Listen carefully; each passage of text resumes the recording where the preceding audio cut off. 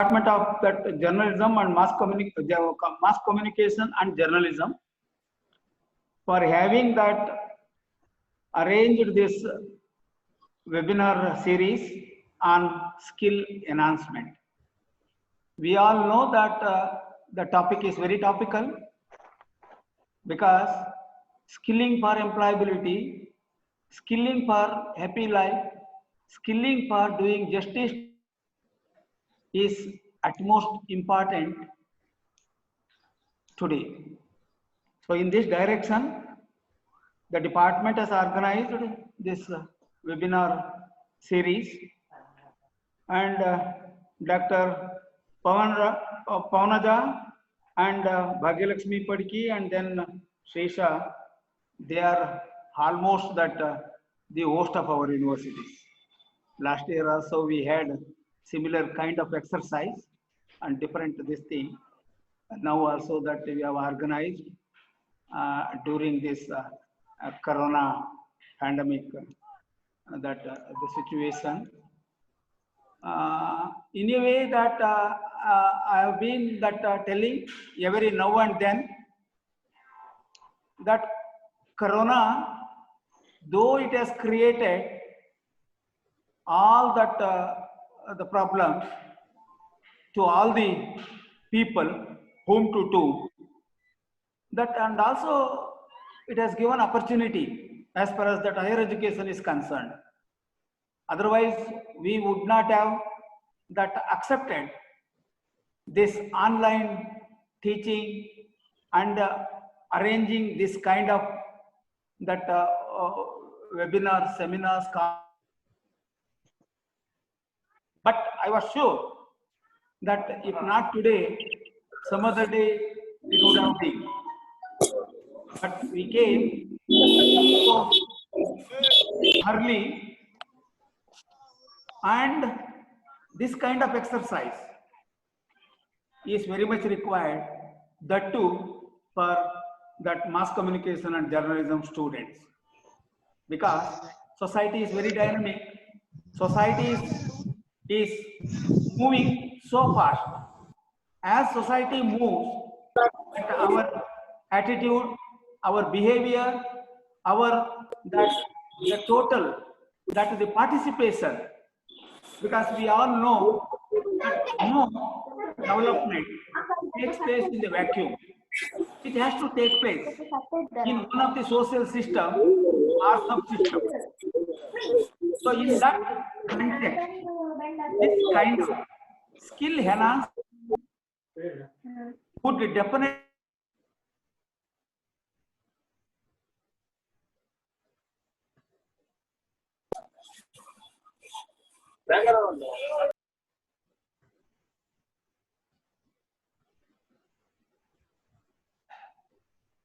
so Tumkur University in this direction has taken all that the measures to be in touch with all the stakeholders through this kind of exercise. Journalism department is in the forefront. It has to be, because we have been doing lot many that works in teaching, research, publication, and extension.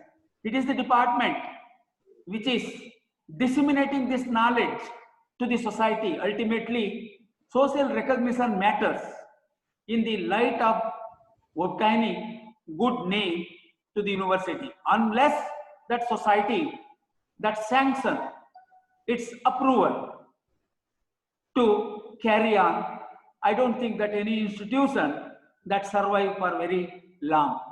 In that direction, university is that mitigating with the day-to-day that the changes of the students and the stakeholders in particular and general public in general. Once again, I thank all the resource persons who have made that significant contribution to the respective field to enrich our students. They should show in future to carry on the mission to that develop the society. we all know that the journalism that is a fourth organ in the democracy. After that, our executive, judiciary, and the functions. I once again thank all the resource persons, and also I welcome all the participants for this webinar series. Thank you very much. Thank you, sir. Thank you for your kind words and encouraging words, sir. It is because of your encouragement we can conduct these kinds of activities for the help of our students as well as academicians. I thank you once again on behalf of the department, sir. Venkat Reddy, sir, are you there? Hello. Hello. Venkat Reddy, sir, online idira?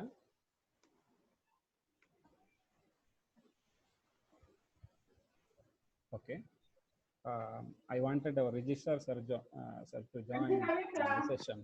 Well, first I will request all the participants to mute their audio and video because it disturbs the entire session. Well, with the words of our Vice Chancellor, I will begin the session now. I request all the participants to mute your audio. It disturbs the session. Well, today we have Dr. U.B. Pavanaja with us, who will be speaking about the social media as a platform for citizen journalism. I will just briefly introduce Dr. U.B. Pavanaja. U.B. Pavanaja is from a village bordering Karnataka and Kerala. He did his MSc in chemistry in the University of Mysore and got his PhD from Bombay University. Later, he did his postdoctoral research in Taiwan. He was a scientist at Baba Atomic Research Center, Mumbai, for some 15 years. In 1997, he resigned from BARC, and then later he entirely dedicated himself to the field of Kannada and computers. ಇವತ್ತು ನಾವು ಅಂತರ್ಜಾಲದಲ್ಲಿ ಕನ್ನಡವನ್ನು ಇಷ್ಟರ ಮಟ್ಟಿಗೆ use ಮಾಡ್ತಾ ಇದ್ದೇವೆ ಅಂತ ಹೇಳಿದ್ರೆ ಅದಕ್ಕೆ ಪವನಜ ಅವರ ಕೊಡುಗೆ ಕೂಡ ತುಂಬ ದೊಡ್ಡದಾಗಿಯೇ ಇದೆ. ಕನ್ನಡದ ಮೊದಲ ಪತ್ರಿಕೆ, ಮ್ಯಾಗಝಿನ್ ಅಥವಾ ಕನ್ನಡದ ಮೊದಲ ಜಾಲತಾಣ ವಿಶ್ವ ಕನ್ನಡದ ಸಂಪಾದಕರು. He was the first to use dynamic fonts in Kannada or in any Indian language. And he was the main brain behind, the man behind the formation, development of the Kannada software Nudi. ನಾವು ತುಂಬ ಮಂದಿ ಇವತ್ತು ಕಂಪ್ಯೂಟರ್ನಲ್ಲಿ use ಮಾಡ್ತಾ ಇರೋ ನುಡಿಯನ್ನು develop ಮಾಡೋದ್ರಲ್ಲಿ ಪವನಜ ಅವರ ಪಾತ್ರ ತುಂಬ ದೊಡ್ಡದು. IASC, IIT-ಗಳಂತಹ ತುಂಬ ದೊಡ್ಡ ಸಂಸ್ಥೆಗಳಲ್ಲಿ ಅವರು ಉಪನ್ಯಾಸಗಳನ್ನು ಕೊಟ್ಟಿದ್ದಾರೆ. ಆಮೇಲೆ ತುಂಬ ದೇಶಗಳನ್ನು ಸುತ್ತಾಡಿದ್ದಾರೆ. ಫ್ರೀಲ್ಯಾನ್ಸರ್ ಆಗಿ ಕೂಡ ತುಂಬ ಸಕ್ರಿಯರವರು.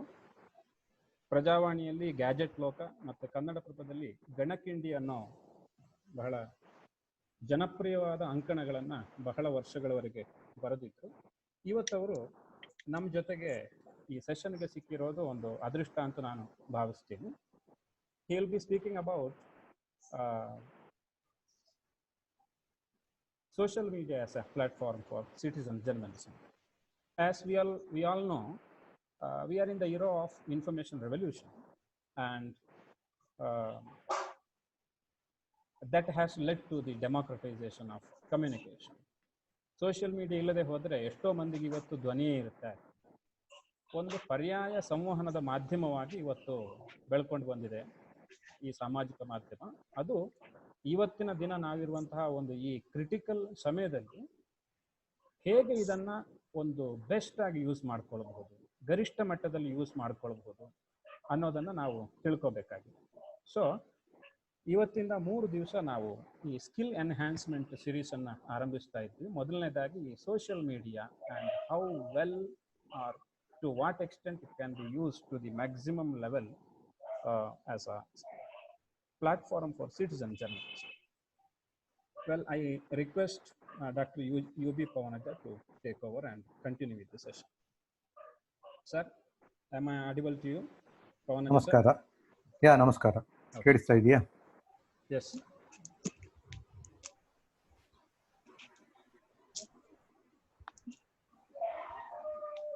ಒಂದು ನಿಮಿಷ. ಈಗ ನನಗೆ ಕಂಟ್ರೋಲ್ ಕೊಟ್ಟಿದ್ದೀರಲ್ವಾ? S S. ನನ್ನ ಮೊಬೈಲಲ್ಲಿ ಏನಾಗ್ತಾ ಇತ್ತು ಒಟ್ಟಿಗೆ.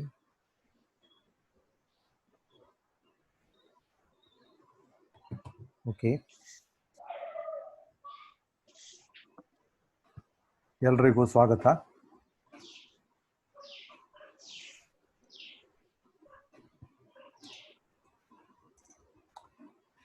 ಎಲ್ರಿಗೂ ನನ್ನ ಸ್ಕ್ರೀನ್ ಕಾಣಿಸ್ತಾ ಇದೆ ಅಂತ ಅನ್ಕೊಂಡಿದ್ದೀನಿ. ಕಾಣಿಸ್ತಿದೆ. ಎಲ್ಲರೂ ದಯವಿಟ್ಟು ನಿಮ್ಮ ಮೊಬೈಲನ್ನು ಮ್ಯೂಟ್ ಮಾಡಿ. ನಿಮ್ಮ ಝೂಮ್ ಲ್ಯಾಪ್ಟಾಪ್ ಇರ್ಬೋದು, ಮೊಬೈಲ್ ಇರ್ಬೋದು, ಮ್ಯೂಟ್ ಮಾಡಿ.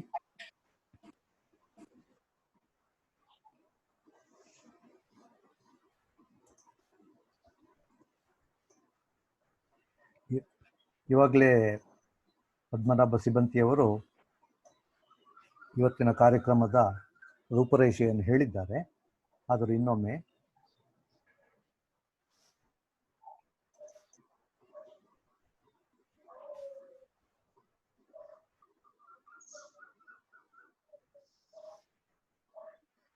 ಓಕೆ, ಇವತ್ತಿನ ನಮ್ಮ ಕಾರ್ಯಕ್ರಮದ ವಿಷಯ ನಾಗರಿಕ ಪತ್ರಿಕೋದ್ಯಮದ ವೇದಿಕೆಯಾಗಿ ಸಾಮಾಜಿಕ ಮಾಧ್ಯಮ.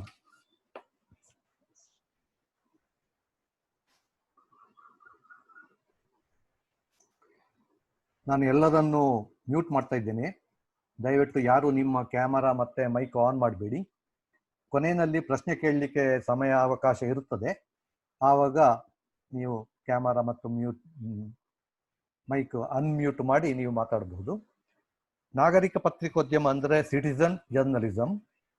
ಅದಕ್ಕಾಗಿ ನಾವು ಸಾಮಾಜಿಕ ಮಾಧ್ಯಮ ಅಂದರೆ ಸೋಷಿಯಲ್ ಮೀಡಿಯಾವನ್ನು ಹೇಗೆ ಬಳಸಬಹುದು ಅಂತ ನಾನು ಹೇಳ್ತೇನೆ.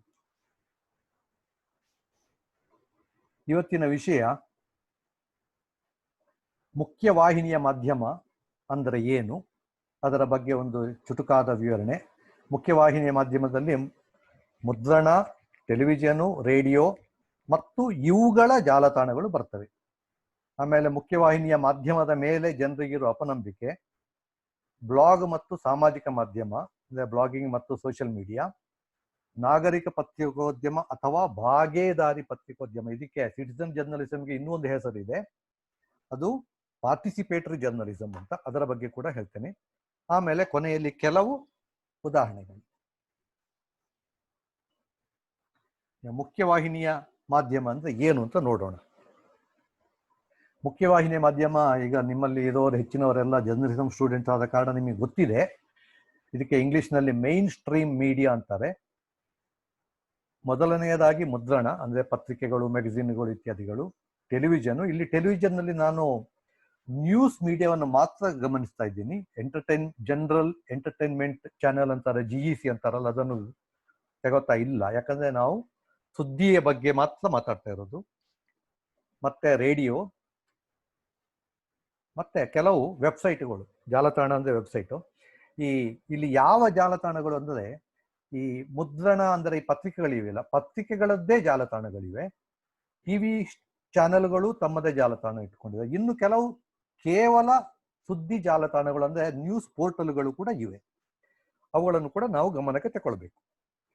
ಈಗ ನೋಡಿ, ಭಾರತದಲ್ಲಿ ಸುಮಾರು 1 ಲಕ್ಷ ಪತ್ರಿಕೆಗಳಿವೆ. ಸುಮಾರು 400 TV ನ್ಯೂಸ್ ಚಾನೆಲ್ಗಳಿವೆ, ಸುದ್ದಿವಾಹಿನಿಗಳು. ಸುಮಾರು 400 ರೇಡಿಯೋ ಕೇಂದ್ರಗಳಿವೆ. ಇದರಲ್ಲಿ ಎಲ್ಲವೂ ಬಂತು, ಅಂದರೆ ಎಂಟರ್ಟೈನ್ಮೆಂಟ್ ರೇಡಿಯೋ ಕೇಂದ್ರ ಕೂಡ ಬಂತು, ಬರೀ ಕೇವಲ ಸುದ್ದಿ ಅಲ್ಲ. ಆಮೇಲೆ ಸುದ್ದಿ ಜಾಲತಾಣಗಳು, ಇದರಲ್ಲಿ ನಾನು ಇವಾಗಲೇ ಹೇಳಿದ ಹಾಗೆ ಮುಖ್ಯವಾಹಿನಿಯ ಮಾಧ್ಯಮಗಳ ಜಾಲತಾಣಗಳಂದ್ರೆ ಮೈನ್ ಸ್ಟ್ರೀಮ್ ಮೀಡಿಯಾದ ವೆಬ್ಸೈಟ್ಗಳು. ಮತ್ತೆ ನ್ಯೂಸ್ ಪೋರ್ಟಲ್ಗಳು ಅಂದರೆ ಕೆಲವು ಬರೀ ನ್ಯೂಸ್ ಪೋರ್ಟಲ್ಗಳು ಮಾತ್ರ ಇವೆ. ಅವುಗಳಿಗೆ ಮುದ್ರಣ ಅಥವಾ TV ಮಾಧ್ಯಮ ಇರುವುದಿಲ್ಲ ಅಂಥವುಗಳು ಕೂಡ. ಇದು ಇಷ್ಟು ಮುಖ್ಯವಾಹಿನಿಯ ಮಾಧ್ಯಮಗಳು. ಈಗ ಈ ಮಾಧ್ಯಮಗಳು ಎಷ್ಟು ಸ್ವತಂತ್ರ ಅಂತ ಒಂದು ಸರ್ವೆ ಆಗಿದೆ. ಇದು ಫ್ರೆಂಚಿನವರು ಮಾಡಿಸಿದ, ಪ್ರತಿ ವರ್ಷ ಮಾಡ್ತಾರೆ ಅವರು, ಗ್ಲೋಬಲ್ ಇಂಡೆಕ್ಸ್ ಅಂತ. ಈ ನೋಡಿ, ಇದರಲ್ಲಿ ಭಾರತಕ್ಕೆ ಜಾಗತಿಕವಾಗಿ 142ನೇ ಸ್ಥಾನದಲ್ಲಿ ಇದೆ ಭಾರತ. ಈ 0 ಇಂದ 10 ಅಂದ್ರೆ ಅತ್ಯಂತ ಸ್ವತಂತ್ರ. ಇಲ್ಲಿ ಕೆಳಗಡೆ ಈ ಪಿಂಕ್ ಬಣ್ಣ ಇದೆಯಲ್ಲ, ಅದು ಸಂಪೂರ್ಣ ಸ್ವತಂತ್ರ, ಅಂದ್ರೆ ಸ್ವತಂತ್ರ ಅಲ್ಲ. ಭಾರತ ಮಧ್ಯದಲ್ಲಿದೆ ನೋಡಿ, ಇದು ಭಾರತ ಮಧ್ಯದಲ್ಲಿದೆ. ಸಂಪೂರ್ಣ ಸ್ವತಂತ್ರ ಅಂತ ಹೇಳುವಂಥದ್ದು ಇದು ಯಾವುದು, Scandinavian countries, Norway, Sweden, Finland ಇವುಗಳು. ಅಮೆರಿಕ ಕೂಡ ಪೂರ್ತಿ ಸ್ವತಂತ್ರವಾಗಿಲ್ಲ. ಚೈನಾ ನಿಮಗೆ ಗೊತ್ತಿದೆ, ಸಂಪೂರ್ಣ ಸ್ವತಂತ್ರ. ಇದು ಸದ್ಯದ ಪರಿಸ್ಥಿತಿ.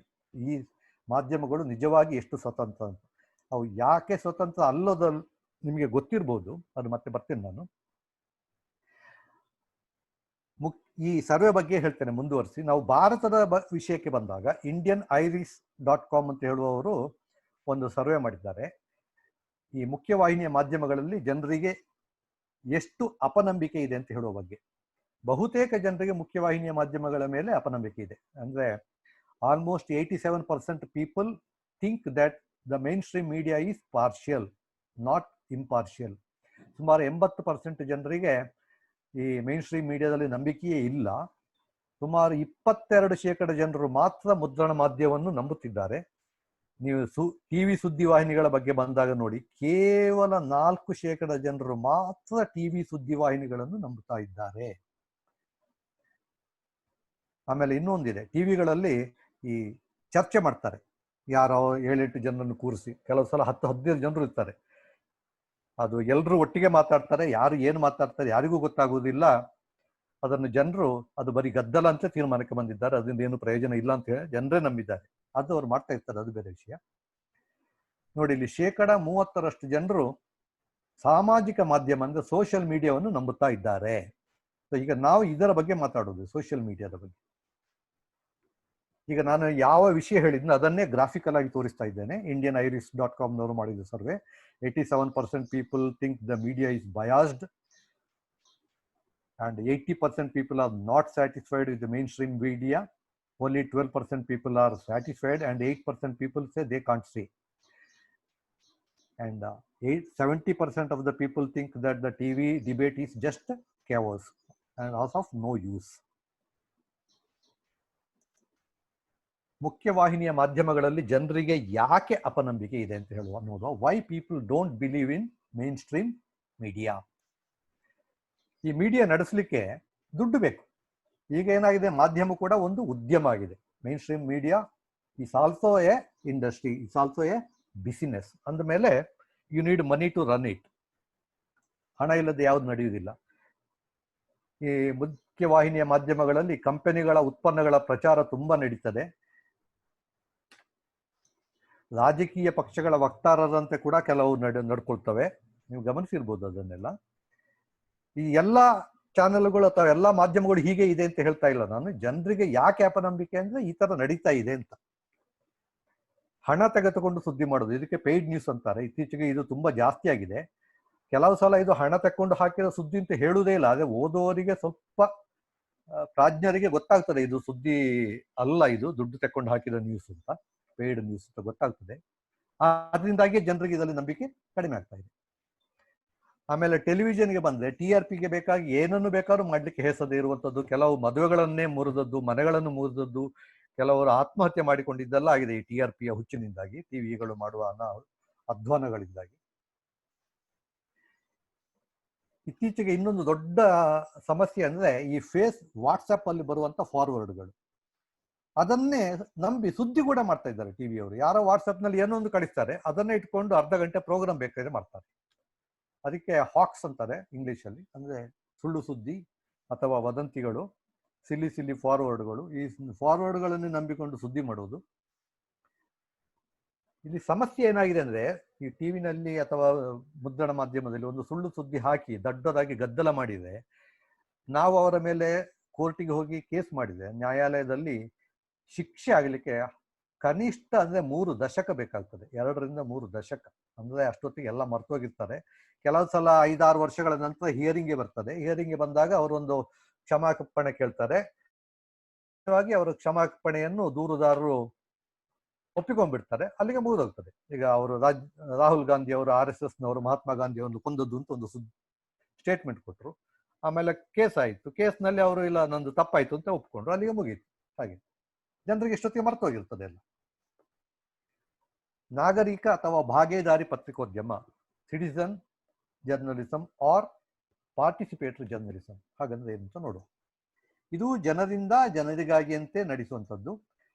ಇದರಲ್ಲಿ ಭಾಗವಹಿಸುವವರು ಯಾರು ಪ್ರೊಫೆಷನಲ್ ಜರ್ನಲಿಸ್ಟ್ಗಳಲ್ಲ, ಅಂದ್ರೆ ವೃತ್ತಿನಿರತ ಪತ್ರಿಕೋದ್ಯೋಗಿಗಳಿಂದ ಅಲ್ಲ, ಅಂದ್ರೆ ಸಂಬಳಕ್ಕಾಗಿ ಕೆಲಸ ಮಾಡ್ತಾ ಇರುವವರು ಅಲ್ಲ.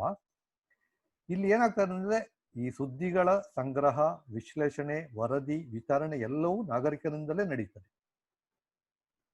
ಈ ನಾಗರಿಕರು ಅಂದ್ರೆ ವೃತ್ತಿನಿರತ ಪತ್ರಕರ್ತರಲ್ಲದಿದ್ದವರು, ಅಂದ್ರೆ ಅವರಿಗೆ ಈ ಕೆಲಸಕ್ಕೆ ಯಾರು ಸಂಬಳ ಕೊಡ್ತಾ ಇಲ್ಲ. ಮುಖ್ಯವಾಹಿನಿಯ ಮಾಧ್ಯಮದ ಕೆಲವು ಲೋಪಗಳಿಗೆ ಈ ನಾಗರಿಕ ಪತ್ರಿಕೋದ್ಯಮ ಒಂದು ರೀತಿಯಲ್ಲಿ ಪರ್ಯಾಯವಾಗಿದೆ. ಇದು ಅಂತರ್ಜಾಲದ ಮೂಲಕ ನಡೀತದೆ. ಇದರಲ್ಲಿ ಏನೆಲ್ಲ ಇದೆ ಅಂದರೆ ಬ್ಲಾಗ್ ಮತ್ತೆ ಸಾಮಾಜಿಕ ಮಾಧ್ಯಮ.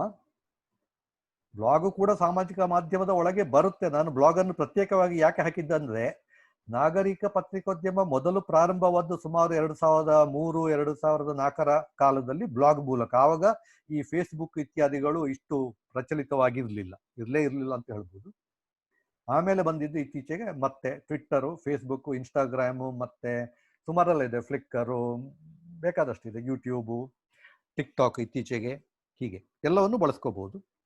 ಆಮೇಲೆ ಇನ್ನೂ ಒಂದಿದೆ ವಿಡಿಯೋ ಬ್ಲಾಗ್, ಅದಕ್ಕೆ ವ್ಲಾಗ್ ಅಂತಾರೆ.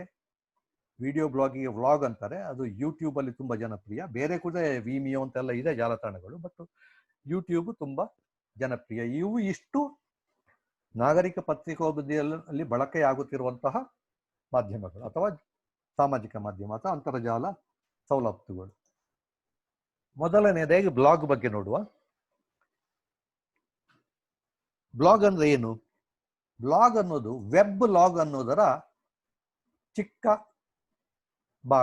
ಶಾರ್ಟ್ ಫಾರ್ಮ್ ಅಂತಾರಲ್ಲ ಹಾಗೆ. ವಿ ಬ್ಲಾಗ್ ಅನ್ನೋದ್ರ ಬದಲು, ಅಥವಾ ವೆಬ್ ಲಾಗ್ ಅಂತ ಆಕ್ಚುಲಿ ಇದು ವೆಬ್ ಮತ್ತು ಲಾಗ್ ಅಂದ್ರೆ ಅಂತರ್ಜಾಲ, ಮತ್ತೆ ಲಾಗ್ ಅಂದ್ರೆ ದಿನಚರಿ.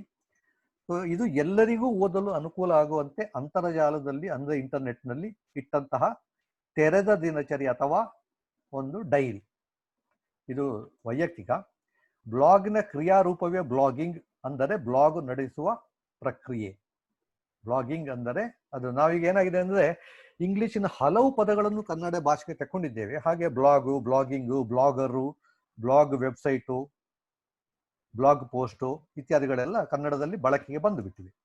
ಬ್ಲಾಗರ್ ಎಂದರೆ ಬ್ಲಾಗ್ ಬರೆಯುವ ವ್ಯಕ್ತಿ. ಸಾಮಾನ್ಯವಾಗಿ ಬ್ಲಾಗಿಂಗ್ ಅಥವಾ ಬ್ಲಾಗ್ ಅನ್ನೋದು ವೈಯಕ್ತಿಕ. ಇದು ಸಂಪೂರ್ಣ ವೈಯಕ್ತಿಕ, ಅಂದ್ರೆ ಪರ್ಸನಲ್, ಪ್ಯೂರ್ಲಿ ಪರ್ಸನಲ್.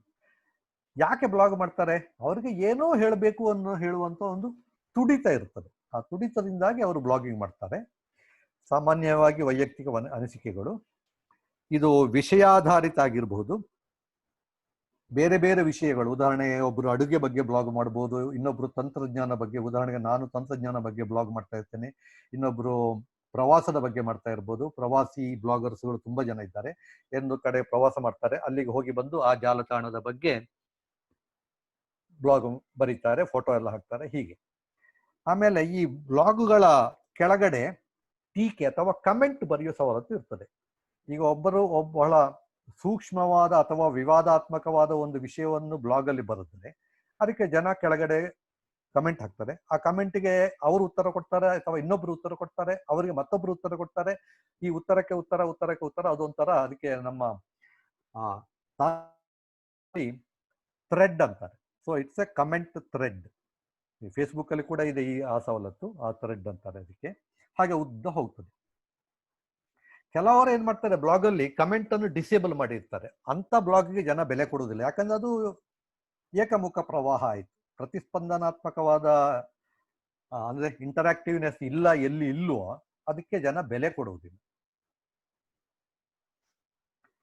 ಈ ಬ್ಲಾಗಿಂಗ್ ಅನ್ನೋದನ್ನು ಒಂದು ಪರ್ಯಾಯ ಪತ್ರಿಕೋದ್ಯಮವಾಗಿ ಅಂದರೆ ಆಸ್ ಎ ಆಲ್ಟರ್ನೇಟಿವ್ ಜರ್ನಲಿಸಮ್ ಅಥವಾ ಪಾರ್ಟಿಸಿಪೇಟರಿ ಜರ್ನಲಿಸಮ್ ಅಥವಾ ಸಿಟಿಸನ್ ಜರ್ನಲಿಸಮ್ಗೆ ಬ್ಲಾಗಿಂಗ್ ಅನ್ನು ಹೇಗೆ ಬಳಕೆ ಮಾಡಬಹುದು ಅಂತ ಈಗ ನೋಡುವ.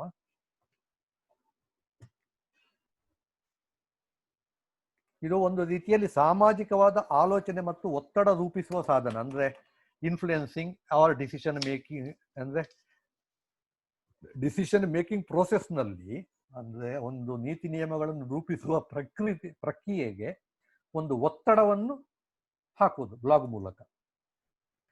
ಈ ಬ್ಲಾಗ್ಗಳಿಗೆ ಒಂದು ಅಡ್ವಾಂಟೇಜು ಸಾಧಕ ಏನಂದ್ರೆ ಅದಕ್ಕೆ ಪದಗಳ ಮಿತಿ ಇಲ್ಲ. ಈಗ ನಿಮಗೆ ಮುದ್ರಣದಲ್ಲಿ ಆದ್ರೆ ಪತ್ರಿಕೆಗೆ ಒಂದು ಲೇಖನ ಬರೆದಾಗ 500 ಪದದ ಒಳಗೆ ಇರಬೇಕು ಸರ್ ಅಂತಾರೆ. ಇಲ್ಲಿ ಬ್ಲಾಗಿಂಗ್ ಅಲ್ಲಿ ಆ ಲಿಮಿಟ್ ಇಲ್ಲ. ಆಮೇಲೆ ನಿಮ್ಮ ಬ್ಲಾಗಿಗೆ ನೀವೇ ಸಂಪಾದಕರು. ಇದನ್ನು ಯಾರು ಕೂಡ ಎಡಿಟ್ ಮಾಡುವುದು ಅಥವಾ ಅಪ್ರೂವ್ ಮಾಡೋದು ಎಲ್ಲ ಇಲ್ಲ. ನಿಮಗೆ ನೀವೇ ಸಂಪಾದಕರು. ಆಮೇಲೆ ನೀವು ಬರೆದದ್ದನ್ನು ಯಾರು ಎಡಿಟ್ ಮಾಡೋದು ಕತ್ತರಿ ಪ್ರಯೋಗ ಇಲ್ಲ. ಇಲ್ಲಿ ಬರೆಯುವ ಮತ್ತು ಓದುಗರ ನಡುವೆ ನೇರವಾದ ಸಂಪರ್ಕ ಇರುತ್ತದೆ.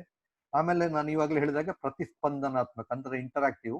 ನೀವೊಂದು ಬ್ಲಾಗ್ ಬರೆದು 10 ನಿಮಿಷದ ಒಳಗಡೆ ಯಾರೋ ಒಂದು ಕಮೆಂಟ್ ಹಾಕ್ತಾರೆ, ಅದಕ್ಕೆ ಇನ್ನೊಬ್ರು ಯಾರೋ ಉತ್ತರಿಸ್ತಾರೆ, ಅದು ಮತ್ತೊಬ್ರು ಉತ್ತರಿಸ್ತಾರೆ. ಇದು ಎಲ್ಲ ಪ್ರಕ್ರಿಯೆ ಸುಮಾರು 1 ಗಂಟೆಯಲ್ಲೇ ಅಷ್ಟು ಒಬ್ಬರಿಂದ ಒಬ್ಬರಿಗೆ ಸಂಪರ್ಕ, ಉತ್ತರ,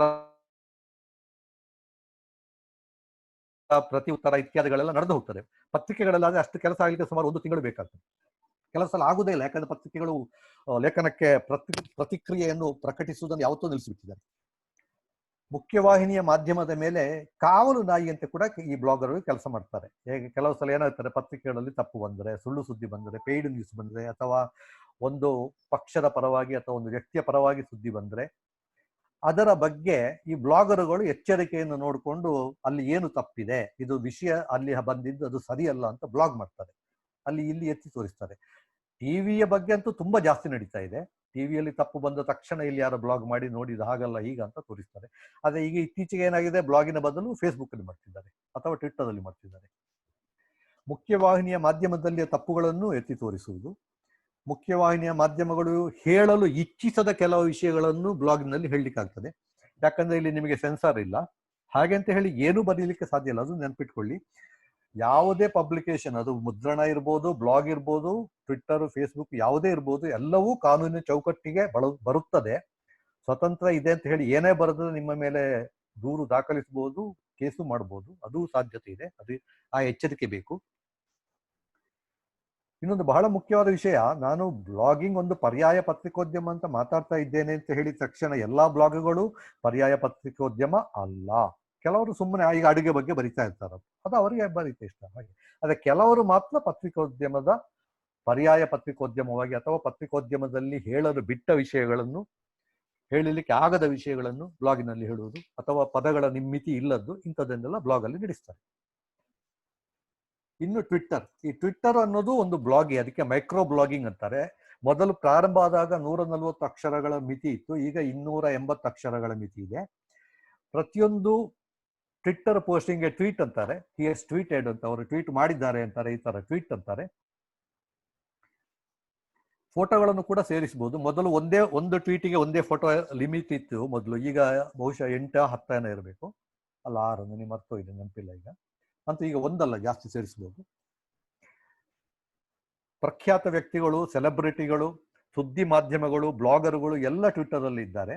ಈಗ ಅಮಿತಾಬ್ ಬಚ್ಚನ್ ಇರ್ಬೋದು, ಅಥವಾ ಟಿವಿ ನ್ಯೂಸ್ನವರು, ಪತ್ರಿಕೆಗಳು, ಸಂಪಾದಕರು, ಸಾಮಾನ್ಯ ಜನಸಾಮಾನ್ಯರು, ವಿದ್ಯಾರ್ಥಿಗಳು, ಅಧ್ಯಾಪಕರು ಎಲ್ಲರೂ ಕೂಡ ಟ್ವಿಟ್ಟರ್ ಅಲ್ಲಿ ಇದ್ದಾರೆ. ಕೆಲವು ಸಲ ಜನ ಏನ್ ಮಾಡ್ತಾರಂತೆ, ಬ್ಲಾಗ್ ಮಾಡಿ ಆ ಬ್ಲಾಗ್ ಅಲ್ಲಿ ದೀರ್ಘವಾಗಿ ಬರೆದಿರ್ತಾರೆ 10 ಪುಟ. ಟ್ವಿಟ್ಟರ್ ಅಲ್ಲಿ ಅಷ್ಟು 10 ಪುಟ ಬರೀಲಿಕ್ಕೆ ಆಗುದಿಲ್ಲ. ಸೊ ಆಗೇನ್ ಮಾಡ್ತಾರೆ, ಟ್ವಿಟ್ಟರ್ ಅಲ್ಲಿ ಅದೊಂದು ಲಿಂಕ್ ಕೊಟ್ಟು ಬಿಡ್ತಾರೆ. ಅದೇ ರೀತಿ ಇತ್ತೀಚೆಗೆ ಏನ್ ಮಾಡ್ತಿದ್ದಾರೆ ಅಂದ್ರೆ, ಜನ ಫೇಸ್ಬುಕ್ ಅಲ್ಲಿ ಪೋಸ್ಟ್ ಹಾಕಿ ಅದರ ಲಿಂಕ್ ಅನ್ನು ಟ್ವಿಟ್ಟರ್ ಅಲ್ಲಿ ಕೊಡ್ತಿದ್ದಾರೆ. ಇನ್ನು ಕೆಲವರು ತಾಜಾ ಸುದ್ದಿಗಳನ್ನು ಟ್ವೀಟ್ ಮಾಡ್ತಿದ್ದಾರೆ. ಎಲ್ಲೋ ಹೋಗ್ತಾ ಇದ್ದಾರೆ, ಅಲ್ಲಿ ಏನೋ ಘಟನೆ ನಡೀತಾ ಇದ್ದಾರೆ. ಉದಾಹರಣೆಗೆ 2008ರಲ್ಲಿ ಮುಂಬೈಯಲ್ಲಿ ಟೆರರಿಸ್ಟ್ ಅಟ್ಯಾಕ್ ಆದಾಗ ಅಲ್ಲಿದ್ದ ಜನರು ಟ್ವೀಟ್ ಮಾಡ್ತಾ ಇದ್ರು, ಹೀಗಾಗ್ತಾ ಇದೆ, ಹೀಗಾಗ್ತಾ ಇದೆ, ಹಾಗಾಗ್ತಾ ಇದೆ, ಹೀಗಾಗ್ತಾ ಇದೆ. ಭೂಕಂಪಗಳಾದಾಗ, ಸುನಾಮಿ ಬಂದಾಗ, ಇಂಥ ಸಂದರ್ಭಗಳಲ್ಲಿ ಕೂಡ ಜನ ಟ್ವೀಟ್ ಮಾಡ್ತಿರ್ತಾರೆ. ಸಾಮಾನ್ಯವಾಗಿ ಸುದ್ದಿಗಳು ಎಲ್ಲಕ್ಕಿಂತ ಮೊದಲು ಬರೋದು ಟ್ವಿಟ್ಟರ್ನಲ್ಲಿ. ಉದಾಹರಣೆಗೆ ನಿನ್ನೆ ಚಿರಂಜೀವಿ ಸರ್ಜಾ ನಿಧನರಾದರು ಅಂತ ಹೇಳೋ ಸುದ್ದಿ ಮೊದಲು ಬಂದದ್ದು ಟ್ವಿಟರಲ್ಲಿ. ಟ್ವಿಟರ್ದಲ್ಲಿ ಸುದ್ದಿಗಳು ಮೊದಲಿಗೆ ಬರ್ತದೆ ಎಲ್ಲಕ್ಕಿಂತ ಮೊದಲು. ಆಮೇಲೆ ಸಾಮಾಜಿಕ ಕಳಕಳಿಯ ಸಂದೇಶಗಳು, ಯಾರೋ ಒಬ್ರು ಹಾಕ್ತಾರೆ, ಇಲ್ಲಿ ಯಾರಿಗೋ ಶಸ್ತ್ರಕ್ರಿಯೆ ಆಪರೇಷನ್ ಆಗಬೇಕು, ಅದಕ್ಕೆ AB positive, AB negative, O negative, ಯಾವುದೋ ಒಂದು ಬ್ಲಡ್ ಬೇಕಾಗಿದೆ, ಇಂಥ ಕಡೆ ಬೇಕು, ಇಂಥ ಆಸ್ಪತ್ರೆಯಲ್ಲಿದ್ದಾರೆ, ಅವರ ಫೋನ್ ನಂಬರ್ ಇದು, ಈ ಥರ ಸಂದೇಶಗಳು. ಕೆಲವು ಸಲ ಯಾರಿಗೋ ಇನ್ನೇನೋ ಆಗಬೇಕಾಗಿರ್ತದೆ, ಇನ್ನೆಲ್ಲಿಗೋ ಏನೇನೋ ತಲುಪಿಸಬೇಕಾಗಿರ್ತದೆ, ಆ ಕಡೆ ಹೋಗುವವರು, ಉದಾಹರಣೆಗೆ ಯಾರಾದರೂ ಮುಂಬೈಯಿಂದ ನ್ಯೂಯಾರ್ಕ್ಗೆ ಹೋಗುವವರು ಇದ್ದೀರಾ, ಏನೋ ಒಂದು ಕಳಿಸಬೇಕಾಗಿದೆ ನನ್ನ ಮಗಳಿಗೆ, ಹೀಗೆಲ್ಲ ಸಂದೇಶಗಳನ್ನು ಕೂಡ ಟ್ವಿಟರಲ್ಲಿ ಕಳಿಸ್ತಾ ಇರ್ತಾರೆ. ಹಲವು ಉಪಯುಕ್ತವಾದ ಕೆಲಸಗಳು ನಡೀತವೆ ಟ್ವಿಟರಲ್ಲಿ ಈ ಥರದ್ದು. ಆಮೇಲೆ ತೊಂದರೆಯಲ್ಲಿದ್ದೇ ಸಹಾಯ ಮಾಡಿ ಅಂತ ಹೇಳುವ ಸಂದೇಶಗಳು. ಇತ್ತೀಚೆಗೆ ರೈಲಿನಲ್ಲಿ ಹೋಗ್ತಾ ಇರೋ ತುಂಬ ಜನ ರೈಲಲ್ಲಿ ಏನೋ ತುಂಬ ಅಪಾಯ ಇದು ಸಂದರ್ಭಗಳಿವೆ, ಆರೋಗ್ಯದ ತೊಂದರೆ ಬಂದಿದೆ, ಯಾರೋ ಗರ್ಭಿಣಿ ಡೆಲಿವರಿ ಮಾಡಲಿಕ್ಕೆ ಪರಿಸ್ಥಿತಿಗೆ ಬಂದಿದ್ದಾರೆ, ಇನ್ಯಾವುದೋ ಮಗುವಿಗೆ ಆಹಾರ ಇಲ್ಲ, ಹಾಲಿಲ್ಲ, ಈ ಥರ ಎಲ್ಲ ಸಂದೇಶಗಳನ್ನು ಟ್ವೀಟ್ ಮಾಡಿ ಜನ ಕೂಡಲೇ ಅವರಿಗೆ ಸಹಾಯ ಮಾಡಿ, ಈವನ್ ರೈಲ್ವೆ ಪೊಲೀಸ್ನವರು ಸಹಾಯಕ್ಕೆ ಬಂದು ಆದಂಥದ್ದು, ಅಥವಾ ಅವರನ್ನು ಮುಂದಿನ ನಿಲ್ದಾಣದಲ್ಲಿ ಆಸ್ಪತ್ರೆಗೆ ದಾಖಲಿಸಿದ್ದದ್ದು, ಬೇಕಾದಷ್ಟು ಇಂಥ ಉದಾಹರಣೆಗಳು ನಡೆದಿವೆ. ಆಮೇಲೆ ದೂರುಗಳನ್ನು ನೀಡೋದು ಟ್ವಿಟ್ಟರಲ್ಲಿ. ನೀವು ಬೆಂಗಳೂರು ಮಹಾನಗರ ಪಾಲಿಕೆ BBMPಗೆ ಅಥವಾ ಬೆಸ್ಕಾಮಿಗೆ ಅಥವಾ HDFC ಬ್ಯಾಂಕಿಗೆ ಈ ಥರಿಗೆಲ್ಲ ದೂರು ಕೊಡುವುದೆಲ್ಲ ಮಾಡ್ಬೋದು. ಕಸ್ಟಮರ್ ಸರ್ವಿಸ್ಗಳು ಸಾಮಾನ್ಯ ಎಲ್ಲರೂ ಕೂಡ ಟ್ವಿಟ್ಟರಲ್ಲಿ ತಮ್ಮ ತಮ್ಮ ಗ್ರಾಹಕ ಸಹಾಯವಾಣಿ ಕಸ್ಟಮರ್ ಸರ್ವಿಸ್ ಅನ್ನು ಇಟ್ಟಿರ್ತಾರೆ, ಅವರಿಗೆ ಅಲ್ಲಿ ಕೂಡ ನೀವು ಟ್ವೀಟ್ ಮೂಲಕ ದೂರು ಕೊಡ್ಬೋದು.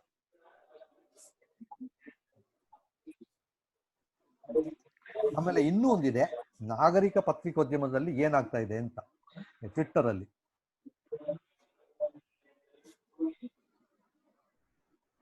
ಇಲ್ಲಿ ಏನ್ ಮಾಡ್ತಾರೆ, ಮುಖ್ಯವಾಹಿನಿ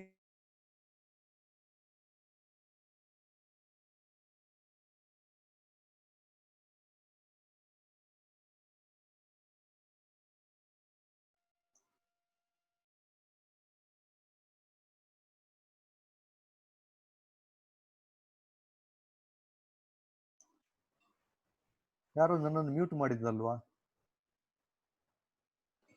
ಸರಿ, ನಾನು ಎಲ್ಲರನ್ನು ಮ್ಯೂಟ್ ಮಾಡಿದೆ, ಅದಕ್ಕೆ ಸರಿ ಆಯ್ತು. ಇವಾಗ ಎಲ್ಲ ಸೌಂಡ್ ಕೇಳಿಸ್ತಾ ಇತ್ತು, ಡಿಸ್ಟರ್ಬೆನ್ಸು.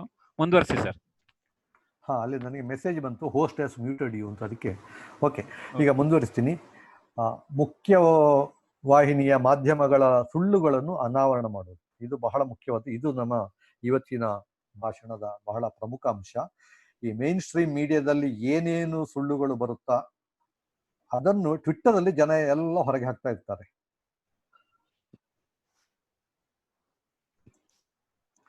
ಸಾಮಾಜಿಕ ಮಾಧ್ಯಮ ಅಂದ್ರೆ ಏನು ಅಂತ ನೋಡುವ. ಈಗ ಇದರಲ್ಲಿ ಟ್ವಿಟ್ಟರ್ ಮತ್ತು ಬ್ಲಾಗ್ ಬರ್ತದೆ, ಆದ್ರೂ ಕೂಡ ನಾವು ಇನ್ನು ಸ್ವಲ್ಪ ಹೆಚ್ಚಿನಲ್ಲಿ ನೋಡುವ. ಅಂತರ್ಜಾಲದ ಮೂಲಕ ಆಲೋಚನೆಗಳನ್ನು, ಸದ್ಯದ ಸ್ಥಿತಿಗತಿಗಳನ್ನು ಹಂಚಿಕೊಳ್ಳುವಂತಹ ಒಂದು ವ್ಯವಸ್ಥೆ ಸೋಷಿಯಲ್ ಮೀಡಿಯಾ ಅಂದ್ರೆ. It works through web and people are networked with each other, exchanging their ideas and current situation and whatever is happening in their area. ಒಬ್ಬರಿಗೊಬ್ಬರು ಸಂಪರ್ಕದಲ್ಲಿರುವುದು ಒಂದು ವರ್ಚುವಲ್ ಸೊಸೈಟಿ, ಒಂದು ವಾಸ್ತವೋಪಮ ಸಮಾಜ ನಿರ್ಮಾಣ ಆಗ್ತದೆ ಇಲ್ಲಿ ಸಾಮಾಜಿಕ ಮಾಧ್ಯಮದಲ್ಲಿ. ಇಲ್ಲಿ ನಿಮ್ಗೆಲ್ರೂ ಗೊತ್ತಿರ್ಬೋದು, ಹೆಚ್ಚಿನವರು ಫೇಸ್ಬುಕ್ ಅಲ್ಲಿ ಇದ್ದೀರಾ ಇವಾಗಲೇ.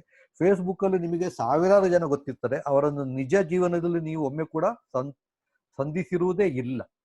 ಕೆಲವು ಸಲ ಜನ ಸುಳ್ಳು ಐಡೆಂಟಿಟಿಯಲ್ಲಿ ಕೂಡ ಬಂದಿರ್ತಾರೆ, ಅಂತವ್ರು ಇರುವುದೇ ಇಲ್ಲ, ಅಂತ ಸಂದರ್ಭಗಳು ಕೂಡ ಆಗಿರ್ತದೆ. ಟ್ವಿಟ್ಟರು, ಇನ್ಸ್ಟಾಗ್ರಾಮು, ಫ್ಲಿಕ್ಕರು, ಯೂಟ್ಯೂಬು, ಬ್ಲಾಗು, ಚರ್ಚಾ ವೇದಿಕೆಗಳು ಅಂದ್ರೆ ಡಿಸ್ಕಷನ್ ಫಾರಮ್ಸು, ಆಮೇಲೆ ಫೇಸ್ಬುಕ್ ತುಂಬಾ ಜನಪ್ರಿಯ. ಇತ್ತೀಚೆಗೆ ಏನಾಗಿದೆ ಅಂದ್ರೆ ಸೋಷಿಯಲ್ ನೆಟ್ವರ್ಕಿಂಗ್ ಅಥವಾ ಸೋಷಿಯಲ್ ಮೀಡಿಯಾ ಅಂದ್ರೆ ಫೇಸ್ಬುಕ್ ಅನ್ನೋ ತರ ಆಗೋಗಿದೆ. ತುಂಬಾ ಜನ ಅನ್ಕೊಂಡಿದ್ದಾರೆ ಅಂತರ್ಜಾಲ ಅಥವಾ ಇಂಟರ್ನೆಟ್ ಅಂದ್ರೆ ವೆಬ್ಸೈಟ್, ವರ್ಲ್ಡ್ ವೈಡ್ ವೆಬ್ ಅಂತ ತಿಳ್ಕೊಂಡ್ಬಿಟ್ಟಿದ್ದಾರೆ. But actually world wide web is a component of internet. ಅದೇ ತರ Facebook is one example of social networking or social media, but it has become a defect on this Facebook itself. People think social ಮೀಡಿಯಾಗೆ ಒಂದು example Facebook ಅಷ್ಟೇ, but ಅದೀಗಲೇ ತುಂಬಾ ಜನಪ್ರಿಯವಾಗಿದೆ Facebook. ನೀವು ವಿಕಿಪೀಡಿಯಾದಲ್ಲಿ ಪುರ್ಸೊತ್ತಿದ್ದಾಗ ನೋಡಿ, 6 degrees ಆಫ್ ಸೆಪರೇಷನ್ ಅಂತ ಒಂದು ಥಿಯರಿ ಇದೆ. ಅದರ ಪ್ರಕಾರ ಪ್ರಪಂಚದಲ್ಲಿರುವ ಯಾವುದೇ ಇಬ್ಬರು ವ್ಯಕ್ತಿಗಳು, ಅವರು ಎಲ್ಲಿಯೇ ಇರ್ಬೋದು, ಒಬ್ಬರು ಭಾರತದಲ್ಲಿ ಇರ್ಬೋದು, ಇನ್ನೊಬ್ಬರು ದಕ್ಷಿಣ ಅಮೆರಿಕದಲ್ಲಿ ಇರ್ಬೋದು, ಅವರು ಒಬ್ಬರಿಗೊಬ್ಬರು ಸರಾಸರಿಯಾಗಿ 6 ಸಂಪರ್ಕದ ಮೂಲಕ ಸಂಪರ್ಕ ಪಡ್ತಾರೆ ಅಂತ ಹೇಳುವಂತ ಒಂದು ಥಿಯರಿ ಇದೆ, 6 ಡಿಗ್ರೀಸ್ ಆಫ್ ಸೆಪರೇಷನ್ ಅಂತ. ಈ ಸೋಷಿಯಲ್ ನೆಟ್ವರ್ಕ್ ಅನ್ನೋದು, ಸಾಮಾಜಿಕ ಮಾಧ್ಯಮ ಅನ್ನೋದು ಆ ಥಿಯರಿಯ ಮೂಲಕ ಕೆಲಸ ಮಾಡ್ತದೆ. ಇದನ್ನೇ ನೋಡಿ ಗ್ರಾಫಿಕಲ್ ಆಗಿ ಇಲ್ಲಿ ತೋರಿಸ್ತೀನಿ. 6 ಡಿಗ್ರೀಸ್ ಆಫ್ ಸೆಪರೇಷನ್. ಇಲ್ಲಿ ನೋಡಿ, ಎ ಅನ್ನುವ ವ್ಯಕ್ತಿ, ಬಿ ಅನ್ನುವ ವ್ಯಕ್ತಿ, ಈ ಎ ಅನ್ನುವ ವ್ಯಕ್ತಿ ಭಾರತದಲ್ಲಿ ಇರ್ಬೋದು, ಬಿ ಅನ್ನುವ ವ್ಯಕ್ತಿ ದಕ್ಷಿಣ ಅಮೆರಿಕದಲ್ಲಿ ಇರ್ಬೋದು. ಅವರು ಒಬ್ಬರಿಂದ ಒಬ್ಬರಿಗೆ ಈ ತರ ಸಂಪರ್ಕದಲ್ಲಿ ಇರುವ ಸಾಧ್ಯತೆ. ಇದು ಸರಾಸರಿ. ಈಗ ಕೆಲವು ಸಲ ನೋಡಿ, ಎ ಅನ್ನೋರು ಒಬ್ಬನಿಗೆ ಕನೆಕ್ಟ್ ಆದ್ದು, ಒಬ್ಬ ಇಲ್ಲಿ ಯಾವುದೋ ವ್ಯಕ್ತಿ ಕನೆಕ್ಟ್ ಆಗಿದ್ದು, ಈ ವ್ಯಕ್ತಿ ಸೀದಾ ಈ ಜನಕ್ಕೆ ಕನೆಕ್ಟ್ ಆಗಿದ್ದು, ಅಲ್ಲಿಂದ 6ಕ್ಕೆ ಬಿಗೆ ಕನೆಕ್ಟ್ ಆಗಿದ್ದು. ಆವಾಗ ಅದೇನಾಗ್ತದೆ, 1, 2, 3, 4 ಆಗ್ತದೆ, 6 ಆಗುದಿಲ್ಲ. ಕೆಲವು ಸಲ 6ರಿಂದ ಜಾಸ್ತಿ ಇರ್ತದೆ, 7, 8, 10, 12 ಅಲ್ಲ. ಇದರ ಬಗ್ಗೆ ಬೇಕಾದಷ್ಟು ಸಂಶೋಧನೆಗಳಾಗಿವೆ, PhDಗಳಾಗಿವೆ. ನೀವು ಇದು ವಿಕಿಪೀಡಿಯಾ ಪೇಜಿಗೆ ಹೋದ್ರೆ ನಿಮಗೆಲ್ಲ ವಿವರಗಳು ಸಿಗುತ್ತೆ. ಬಟ್ ಸೋಷಿಯಲ್ ನೆಟ್ವರ್ಕಿಂಗ್ ಕೆಲಸ ಮಾಡುವುದು ಈ ಥಿಯರಿಯ ಮೇಲೆ, 6 ಡಿಗ್ರೀಸ್ ಆಫ್ ಸೆಪರೇಷನ್ ಅಂತ. ಅದನ್ನು ನೀವು ಪುರುಸೊತ್ತಿದ್ದಾಗ ಓದ್ಕೊಳ್ಳಿ. ಈಗ ಈ ಸೋಷಿಯಲ್ ಮೀಡಿಯಾ ಅಥವಾ ಸಾಮಾಜಿಕ ಮಾಧ್ಯಮ ಅನ್ನೋದು ಸಿಟಿಜನ್ ಜರ್ನಲಿಸಮ್ ಅಥವಾ ನಾಗರಿಕ ಪತ್ರಿಕೋದ್ಯಮ ಅಥವಾ ಭಾಗೀದಾರಿ ಪತ್ರಿಕೋದ್ಯಮ ಅಥವಾ ಪಾರ್ಟಿಸಿಪೇಟರಿ ಜರ್ನಲಿಸಮ್, ಇದರಲ್ಲಿ ಹೇಗೆ ಬಳಕೆ ಆಗ್ತದೆ ಅಂತ ನೋಡುವ. ಇದು ಜನರಿಂದಲೇ ತಯಾರಾಗುವ ಹೂರಣ ಅಂದ್ರೆ ಕಂಟೆಂಟ್ ಅಂತ ನಾನು ಬಳಸ್ತಾ ಇದ್ದೇನೆ. User generated content. ಮುಖ್ಯವಾಹಿನಿಯ ಮಾಧ್ಯಮಕ್ಕೆ ಪೂರಕ ಮತ್ತು ಕೆಲವೊಮ್ಮೆ ಪರ್ಯಾಯ. ಇದು ಪೂರಕವೂ ಆಗ್ತದೆ, complementary and alternative both. Avanaja sir, 1 ನಿಮಿಷ ಇದು ಮಾಡ್ತೀನಿ, ಇಂಟರ್ವ್ಯೂ ಮಾಡ್ತೀನಿ. ಹೇಳಿ. ಅದೇ ಸ್ವಲ್ಪ ಇಂಗ್ಲಿಷ್ ಅಲ್ಲಿ ಹೇಳಿ ಅಲ್ಲಲ್ಲಿ ಅಂತ ಒಂದಷ್ಟು ಮಂದಿ ಕಮೆಂಟ್ ಮಾಡ್ತಿದ್ದಾರೆ. ಬೇರೆ ಸ್ಟೇಟ್ ನವರು ಇದ್ದಾರೆ. ಹಾ, ಅದಕ್ಕೆ ನನಗೆ ಗೊತ್ತಾಯ್ತು. ಅದಕ್ಕೆ ಮಧ್ಯೆ ಎಲ್ಲ ಇಂಗ್ಲಿಷ್ ಕನ್ನಡ ಹೇಳ್ತಾ ಇರೋದು. Okay sir, continue. ಈ ಸ್ಮಾರ್ಟ್ ಫೋನ್ಗಳಿಂದಾಗಿ ಘಟನೆ ನಡೆಯುತ್ತಾ ಇರುವಲ್ಲಿಂದಲೇ ವರದಿ. People will be now days reporting from where ever what ever is happening using smart phone. ತುಂಬಾ ನಡೀತಾ ಇರ್ಬೋದು, ನೀವು ಗಮನಿಸಿರ್ಬೋದು. ಏನೋ ಗಲಾಟೆ ಆಗ್ತಾ ಇರ್ತದೆ, ಅಲ್ಲಿಂದಲೇ ಜನ ಮೊಬೈಲಿಂದಲೇ ಅಪ್ಲೋಡ್ ಮಾಡ್ತಾ ಇರ್ತಾರೆ. ತಕ್ಷಣಕ್ಕೆ ಸುದ್ದಿಯ ವರದಿ ಮತ್ತು ವಿತರಣೆ. The news is distributed as and when it is happening. ಕೆಲವು ಸಲ ಜನರಿಗೆ ಸುದ್ದಿಗಳು ಮುಖ್ಯವಾಹಿನಿಯ ಮಾಧ್ಯಮಗಳು ನೀಡುವ ಮೊದಲೇ ತಲುಪಿರುತ್ತವೆ. ಈಗ ನೀವು ಮುದ್ರಣ ಅಂತೂ ಬಿಡಿ, ಮುದ್ರಣ ಪತ್ರಿಕೆಯಲ್ಲಿ ಯಾವಾಗಲೂ ಸುದ್ದಿಗಳು ಮಾರನೇ ದಿನ ಬರೋದು. ಆದರೆ ಟ್ವಿಟ್ಟರ್ ಅಲ್ಲಿ, ಫೇಸ್ಬುಕ್ ಅಲ್ಲಿ ಅಲ್ಲ ಹಿಂದಿನ ದಿನವೇ ಬಂದಿರ್ತದೆ. ಈಗ ಇವತ್ತು ನೋಡಿ, ಇವತ್ತು ಬೆಳಿಗ್ಗೆ ಪತ್ರಿಕೆಯಲ್ಲಿ ಇದೆ ಚಿರಂಜೀವಿ ಸರ್ಜಾ ನಿಧನ ಆದ್ದು ಅಂತ. ಆದ್ರೆ ನಮಗೆಲ್ಲ ನಿನ್ನೆಯೇ ಗೊತ್ತಾಗೋಗಿದೆ ಹಾಗೆ. ಯಾಕಂದ್ರೆ it has come through the news reaches much faster through social media. ಇದು ಬಹಳ ಮುಖ್ಯವಾದ್ದು ಇವತ್ತು ನಾವು ಹೇಳುವಂತ ಗಮನಿಸದ್ದು. ಮುಖ್ಯವಾಹಿನಿಯ ಮಾಧ್ಯಮಗಳ ಅಂದ್ರೆ main stream medias fake newses, ಅವುಗಳನ್ನು ಸೋಷಿಯಲ್ ಮೀಡಿಯಾದಲ್ಲಿ ಅನಾವರಣ ಮಾಡ್ತಾ ಇರ್ತಾರೆ. ಅಂದ್ರೆ fake news by the main stream media is now days being busted on social media. ಅದೇ ರೀತಿ ಈ ಸೆಲೆಬ್ರಿಟಿಗಳಿದ್ದಾರಲ್ಲ, ಖ್ಯಾತನಾಮರು, ಅವರದ್ದು ಹಿಪ್ರೋಕ್ರಸಿ ಇರ್ತದೆ. ಒಂದೊಂದು ದಿವಸ ಒಂದೊಂದು ಸಲ ಒಂದೊಂದು ತರ ಹೇಳ್ತಾರೆ. ಜನರಿಗೆ ಅದು ಮರ್ತು ಹೋಗಿರ್ಬೋದು ಅಂತ ಅನ್ಕೋತಾರೆ, ನಾವು ಏನ್ ಬೇಕಾದ್ರೂ ಹೇಳಿ ದಕ್ಕಿಸ್ಕೋಬಹುದು ಅಂತ. ಆದ್ರೆ ಪೀಪಲ್ ಆರ್ ಅಲರ್ಟ್. ಜನರು ಎಚ್ಚರಿಕೆ ಇರ್ತಾರೆ. ಜನರೆಲ್ಲ ಸ್ಕ್ರೀನ್ ಶಾಟ್ ಮಾಡಿ ಇಟ್ಕೊಂಡಿರ್ತಾರೆ. ನೀನು ಇವತ್ತು ಹೀಗೆ ಹೇಳ್ತಿದ್ಯಾ, ಒಂದಾನೊಂದು ಕಾಲದಲ್ಲಿ ಹೀಗೆ ಹೇಳಿದ್ಯಾ ಅಂತ ಎಲ್ಲ ಎಳೆದು ಹೊರಗೆ ಹಾಕ್ತಾರೆ. ಇದೊಂದು ಉದಾಹರಣೆಗಳನ್ನು ನಾನು ಮತ್ತೆ ತೋರಿಸ್ತೇನೆ. Here what I am telling is celebrities they keep changing their stand and they keep changing their attitude and statements depending on the situation, but people on social media bust all those hypocrisy. ಸುಳ್ಳು ಸುದ್ದಿ ಅಥವಾ fake news R ಹಾಕ್ಸಸ್. ಏನ್ ಹಾಗಂದ್ರೆ ಸುಳ್ಳು ಸುದ್ದಿ ಅಥವಾ ತಪ್ಪು ಮಾಹಿತಿ. It could be totally fake news or wrong news. Also it could be wrong information, both.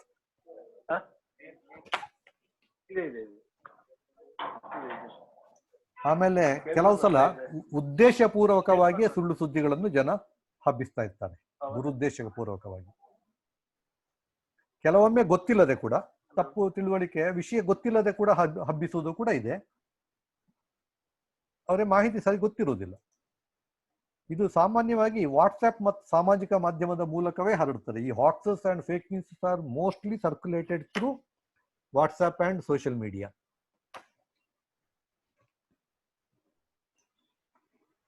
ಚಿತ್ರಗಳನ್ನು ಮತ್ತು ಫೋಟೋಗಳನ್ನು ಕೂಡ ಜನ ಹಂಚುತ್ತಾರೆ. ಇದು ನೀವು ತುಂಬಾ ಗಮನಿಸಿರಬಹುದು. ಯಾರದ್ದೋ ಫೋಟೋ ಇನ್ಯಾರದ್ದೋ ಸಿಚುವೇಶನ್ ನಲ್ಲಿ they do Photoshop the photo and circulate as if it is something else. ಇದು ತುಂಬಾ ಆಗ್ತದೆ ಇಂಥದ್ದೆಲ್ಲ ಸೋಷಿಯಲ್ ಮೀಡಿಯಾದಲ್ಲಿ, ಎಸ್ಪೆಷಲಿ ವಾಟ್ಸ್ಆಪ್ ಅಲ್ಲಿ ತುಂಬಾ ಆಗ್ತದೆ. ಯಾವುದೋ ಫೋಟೋ ಯಾರದ್ದೋ ತಲೆ ಇನ್ನೆಲ್ಲೋ ಜಾಯಿಂಟ್ ಮಾಡಿ ಇನ್ನೇನೋ ಮಾಡಿ ಹಂಚುತ್ತಾರೆ. That keeps happening. ಆಮೇಲೆ ಯಾವುದೋ ಸುದ್ದಿಯ ಜೊತೆಗಿನ ಚಿತ್ರವನ್ನು ಇನ್ಯಾವುದೋ ಎಂದು ಹಂಚುವುದು. There could be a photo which is actually belongs to some other news. They lift that photo and circulate as if it belongs to some other news. This is all considered as fake news or hoaxes. For example, there was a big rumor when the new 2000 rupees note came that there is a GPS chip inside the news. Even TV channels, ಕನ್ನಡದಲ್ಲಿ ಒಂದು TV channel, ಒಂದು TV ಸುದ್ದಿ ವಾಹಿನಿ ಕೂಡ ಅದ್ರ ಬಗ್ಗೆ ಅರ್ಧ ಗಂಟೆ ಪ್ರೋಗ್ರಾಮ್ ಮಾಡಿದೆ. 2000 ರೂಪಾಯಿ ನೋಟಿನಲ್ಲಿ GPS ಚಿಪ್ ಇದೆ, ನೀವು ಆ ನೋಟ್ ಎಲ್ಲಿ ಹೋದ್ರೂ ಗೊತ್ತಾಗ್ತದೆ, ಸ್ಯಾಟಲೈಟ್ ಮೂಲಕ ಎಲ್ಲ ಪತ್ತೆ ಹಚ್ಚಬಹುದು ಅಂತೆಲ್ಲ. ಈ ತರ ಎಲ್ಲ ಫೇಕ್ ನ್ಯೂಸ್ ಇಲ್ಲ, ಹಾಕ್ಸ್ ಮಾಡೋದು. ಆಮೇಲೆ ಈ ವಲಸೆಗಾರ ಕಾರ್ಮಿಕರು ಅಂತ ಅದು ಇದ್ರ ಬಗ್ಗೆ ನಾನು ಮುಂದೆ ತೋರಿಸ್ತೇನೆ, ನನ್ನಲ್ಲಿ ಅದು ಚಿತ್ರ ಇದೆ. ಇದು ಇಷ್ಟು ಮುಖ್ಯವಾದ ನನ್ನ ವಿಷಯಗಳು ಇವತ್ತಿದು. ಇನ್ನು ಉದಾಹರಣೆಗಳನ್ನು ನೋಡುವ. ಕೆಲವು ನಾಗರಿಕ ಪತ್ರಿಕೋದ್ಯಮದ ಮೂಲಕ ಅಸತ್ಯದ ಅನಾವರಣ ಮತ್ತೆ ಖ್ಯಾತನಾಮಿಕರ ಡಾಂಬಿಕತನದ ಅನಾವರಣ. ಕೆಲವು ಉದಾಹರಣೆಗಳು: busting of fake news and hoaxes through social media, and also busting of the hypocrisy of celebrities through social media. Some examples, ಕೆಲವು ಉದಾಹರಣೆಗಳು. ಇದು ನಮ್ಮಲ್ಲಿಗೆ this is related to Kannada only. ಕನ್ನಡದಲ್ಲಿ ಒಬ್ಬರು ಪ್ರಖ್ಯಾತ ಸಂಪಾದಕರು 108 ಮಾತು ಅಂತ ಒಂದು ಬ್ಲಾಗ್ ಅವರದ್ದು ಅಂಕಣ ಇತ್ತು ಪತ್ರಿಕೆಯಲ್ಲಿ. ಅದರಲ್ಲಿ ಪ್ರತಿ ಅಂಕಣದಲ್ಲಿ ಒಂದಲ್ಲ ಒಂದು ತಪ್ಪುಗಳು ಬರ್ತಾ ಇತ್ತು. ಅಮೆರಿಕದಲ್ಲಿದ್ದ ಒಬ್ಬರು ಸಂಜಯ್ ಅಂತ ಹೇಳುವ ಹೆಸರಿನ ವ್ಯಕ್ತಿ 108 ಸುಳ್ಳು ಅಂತಲೇ ಒಂದು ಬ್ಲಾಗ್ ಬರೀತಾ ಇದ್ರು. ಇದು ಸುಮಾರು 2005 ನೋಡಿ, ಇಲ್ಲಿ 2005 ಅಂತ ಇದೆ. ಇದು 2005 ಸುದ್ದಿಗಳು ನಿಮಗೆ ಈಗಲೂ ಸಿಗುತ್ತೆ. ಅವರು ಏನೇನು ಸುಳ್ಳು ಬರೆದಿದ್ದಾರೆ ಅಂತ ಹೇಳುವುದನ್ನೆಲ್ಲ ಅವರು ಒಂದೊಂದೇ ಹೊರಗೆ ಹಾಕ್ತಾ ಇದ್ರು. ಉದಾಹರಣೆಗೆ ಇಲ್ಲಿ ಯಾವುದೋ ಒಂದು ಲೇಖನದಲ್ಲಿ ಅವರು ಇತ್ತೀಚಿನ ಸಿನಿಮಾ ಅಂತ ಹಾಕಿದ್ದಾರೆ, ಅದು ಆಕ್ಚುಲಿ 1989 ಬರೆದಿದ್ದು ಅಂತ. ಆ ತರ ಅವರು ಅಲ್ಲಿ ಹೊರಗೆ ಹಾಕಿದ್ರು. ಇದು ಜಸ್ಟ್ ಒಂದು ಉದಾಹರಣೆ. ಇಂಥದ್ದು ತುಂಬಾ ಇದೆ ಬ್ಲಾಗುಗಳು. ಈಗ ಬ್ಲಾಗುಗಳ ಕಾಲ ಮುಗಿದಿದೆ ಅಂತ ಹೇಳ್ಬೋದು ಆಲ್ಮೋಸ್ಟ್. ಈಗೆಲ್ಲ ಫೇಸ್ಬುಕ್ ಅಲ್ಲಿ ಬರಿತಾ ಇದ್ದಾರೆ. ಆದ್ದರಿಂದ ಈಗ ಆ ತರ ಉದಾಹರಣೆಗಳನ್ನು ನೋಡುವ.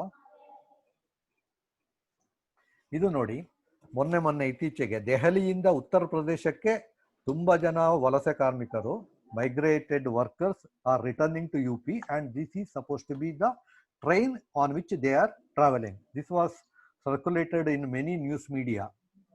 So that is the pathetic situation. ನೋಡಿ ಜನ ಎಷ್ಟು ಕಷ್ಟದಲ್ಲಿದ್ದಾರೆ ಹಾಗೆ ಹೀಗೆ ಅಂತೆಲ್ಲ ಈ ತರ ಒಂದು ಸುದ್ದಿ ಹಬ್ಬಿಸ್ತಿದ್ದು. But this is a hoax, it is a fake news. The actual thing is it was actually a video grab. ಒಂದು ವಿಡಿಯೋ ಇದೆ ಯೂಟ್ಯೂಬಲ್ಲಿ, ಈಗಲೂ ಇದೆ, ನೀವು ಹುಡುಕಿ ಸಿಗ್ತದೆ. Most crowded train in the world at Bangladesh ಅಂತದ ವಿಡಿಯೋ ಇರೋದು. ಆ ವಿಡಿಯೋ ಸುಮಾರು 4 ನಿಮಿಷ ಇದೆ. ಆ ವಿಡಿಯೋದಿಂದ ಈ ಸ್ಕ್ರೀನ್ ಅನ್ನು ಮಾತ್ರ ಅವರು ಎತ್ಕೊಂಡು ಅದನ್ನು ಕ್ರಾಪ್ ಮಾಡಿ, ಈ ತರ ಕ್ರಾಪ್ ಮಾಡಿ ಎಲ್ಲ ಕಡೆ ಹಂಚಿ. Please don't talk in between. ಯಾರು ಮಾತಾಡ್ತಾ ಇರೋದು? ಮ್ಯೂಟ್ ಮಾಡಿ.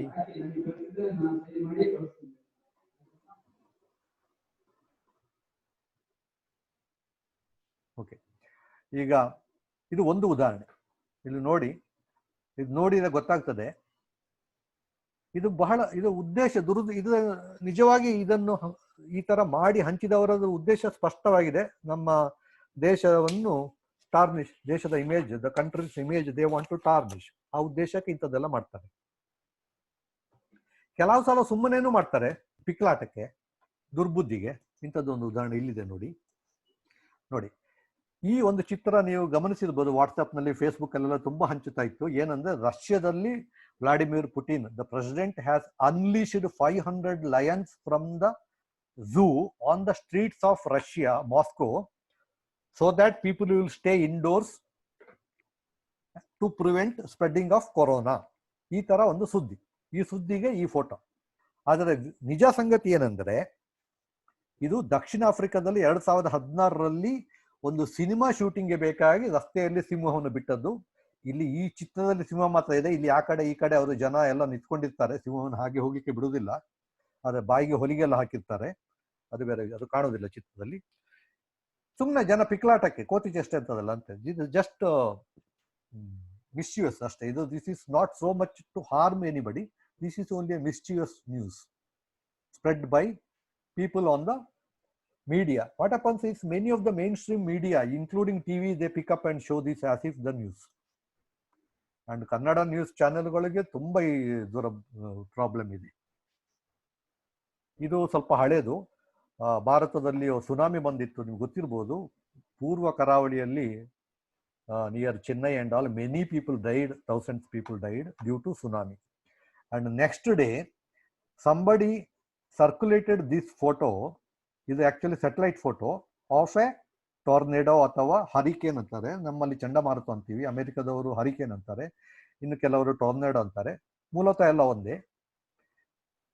ಆಕಾಶದಿಂದ ಸ್ಯಾಟಲೈಟ್ ಅಲ್ಲಿ ತೆಗೆದ ಫೋಟೋ ಇದು. ಇದು ಉಪಗ್ರಹದ ಫೋಟೋ. ಇದನ್ನು ಹಂಚಿದ್ದರು, ಬಂತು ಇಮೇಲ್ ಅಲ್ಲಿ. ಆ ಕಾಲದಲ್ಲಿ ವಾಟ್ಸ್ಆ್ಯಪ್ ಅಲ್ಲ ಇರಲಿಲ್ಲ, ಇಮೇಲ್ ಅಲ್ಲಿ ಬಂತು. ಇದು ಸ್ಯಾಟಲೈಟ್ ಫೋಟೋ ಆಫ್ ಸುನಾಮಿ ಅಂತ. ಅದನ್ನು ತುಂಬಾ ಜನ ಒಬ್ರಿಗೊಬ್ರು ಹಂಚಿದ್ರು, ಫಾರ್ವರ್ಡ್ ಮಾಡಿದ್ರು, ಎಲ್ಲ ಮಾಡಿದ್ರು. ಪತ್ರಿಕೆ ಕೂಡ ಇದನ್ನು ಮುಖಪುಟದಲ್ಲೇ ಸುದ್ದಿ ಮಾಡಿತ್ತು, ಸುನಾಮಿಯ ಚಿತ್ರ ಅಂತ ಹೇಳಿ. ಆದರೆ ನೋಡಿ, ನಮ್ಮ ಪತ್ರಿಕೋದ್ಯಮದಲ್ಲಿ ಇರುವವರಿಗೆ, the people in journalism should and must learn some basic science and all those things. General knowledge should is a very very important. It's a must and should for journalist, because tsunami ಅನ್ನೋದು ಸಮುದ್ರದ ಅಡಿಯಲ್ಲಿ ನಡೆಯುವ ಒಂದು ಪ್ರಕ್ರಿಯೆ. Tsunami cannot be photographed from satellite. Tsunami ಕಾಣುವುದಿಲ್ಲ, ಈ ತರದ್ದು ಕಾಣುವುದೇ ಇಲ್ಲ. ಇದು ಆಕಾಶದಲ್ಲಿ ಮೋಡದ್ದು ಚಿತ್ರ. ಸುನಾಮಿ ಸಮುದ್ರದ ಅಡಿಯಲ್ಲಿ ಬರುವಂತ ಅಲೆ. ಇದು ಅಮೆರಿಕ, ಇದು ಬಂಗಾಳ, ಇದು ಭಾರತವೂ ಅಲ್ಲ, ಇದು ಬಂಗಾಳ ಕೊಲ್ಲಿಯೂ ಅಲ್ಲ.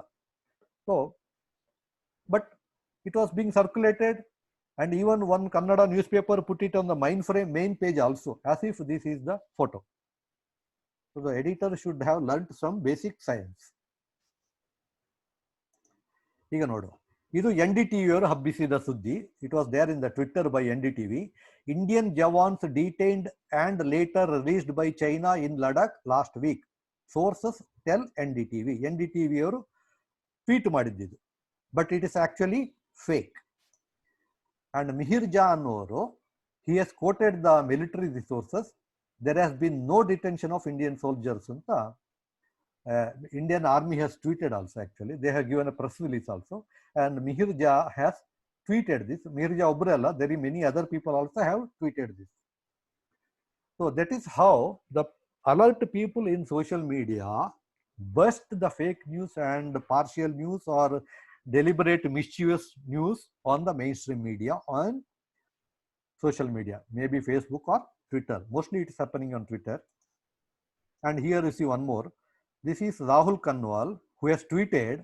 He is from India Today. He says, glad that Delhi Chief Minister Arvind Kejriwal watched the India Today program on TV of hospital and app reality check so closely. He has asked for a few days time to align what the app says with what hospitals say in actual situation, ityadi.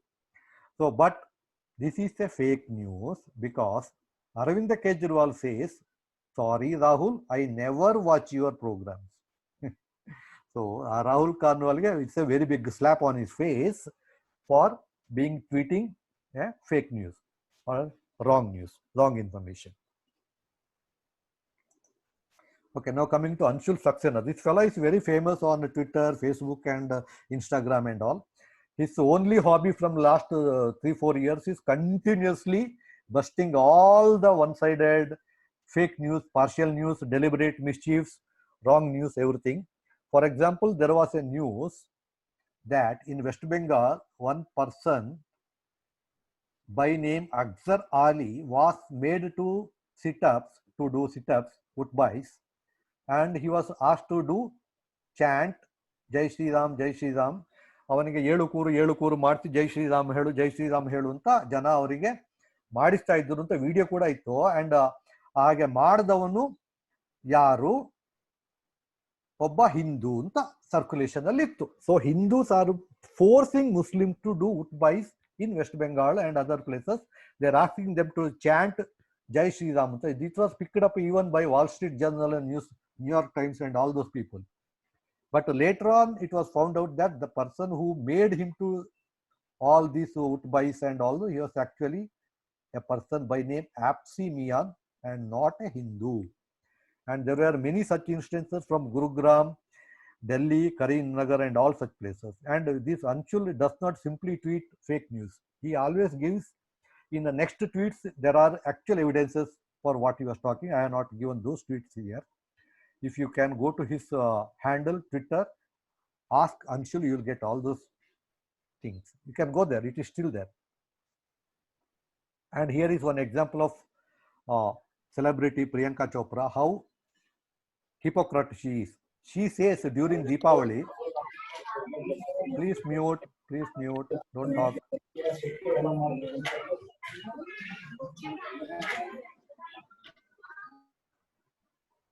Priyanka Chopra, she says during Deepavali, please don't smoke or fire crackers and I have asthma. It is disturbing me. That is her tweet. But actually someone has took out her old photo in somewhere, some beach where she was enjoying doing partying and smoking. People, this is there in Twitter, you can find out, it is there. And there is one more celebrity of late.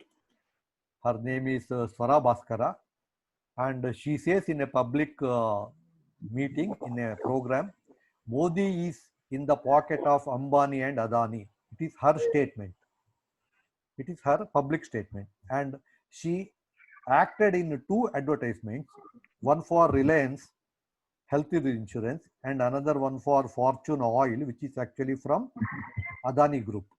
And this is how their hypocrisy is busted on social media. It's actually in Twitter and Facebook, everywhere you can see that.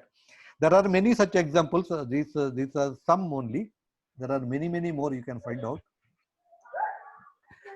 Okay, it comes to the end. Any questions? We have time. You can unmute and ask questions.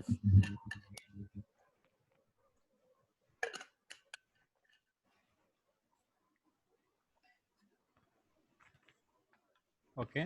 If any participants have questions, you can ask. It can be either in English or Kannada. ನೀವು direct ಆಗಿ ಪ್ರಶ್ನೆ ಕೇಳಬಹುದು ನಿಮ್ಮ audio on ಮಾಡಿಕೊಂಡು, ಅಥವಾ ಇಲ್ಲಿ chat box ಅಲ್ಲಿ question ಹಾಕಿದ್ರು ಕೂಡ ನಾನು ಅದನ್ನ ಪವನಜ್ ಅವರಿಗೆ ಕೇಳ್ತೀನಿ.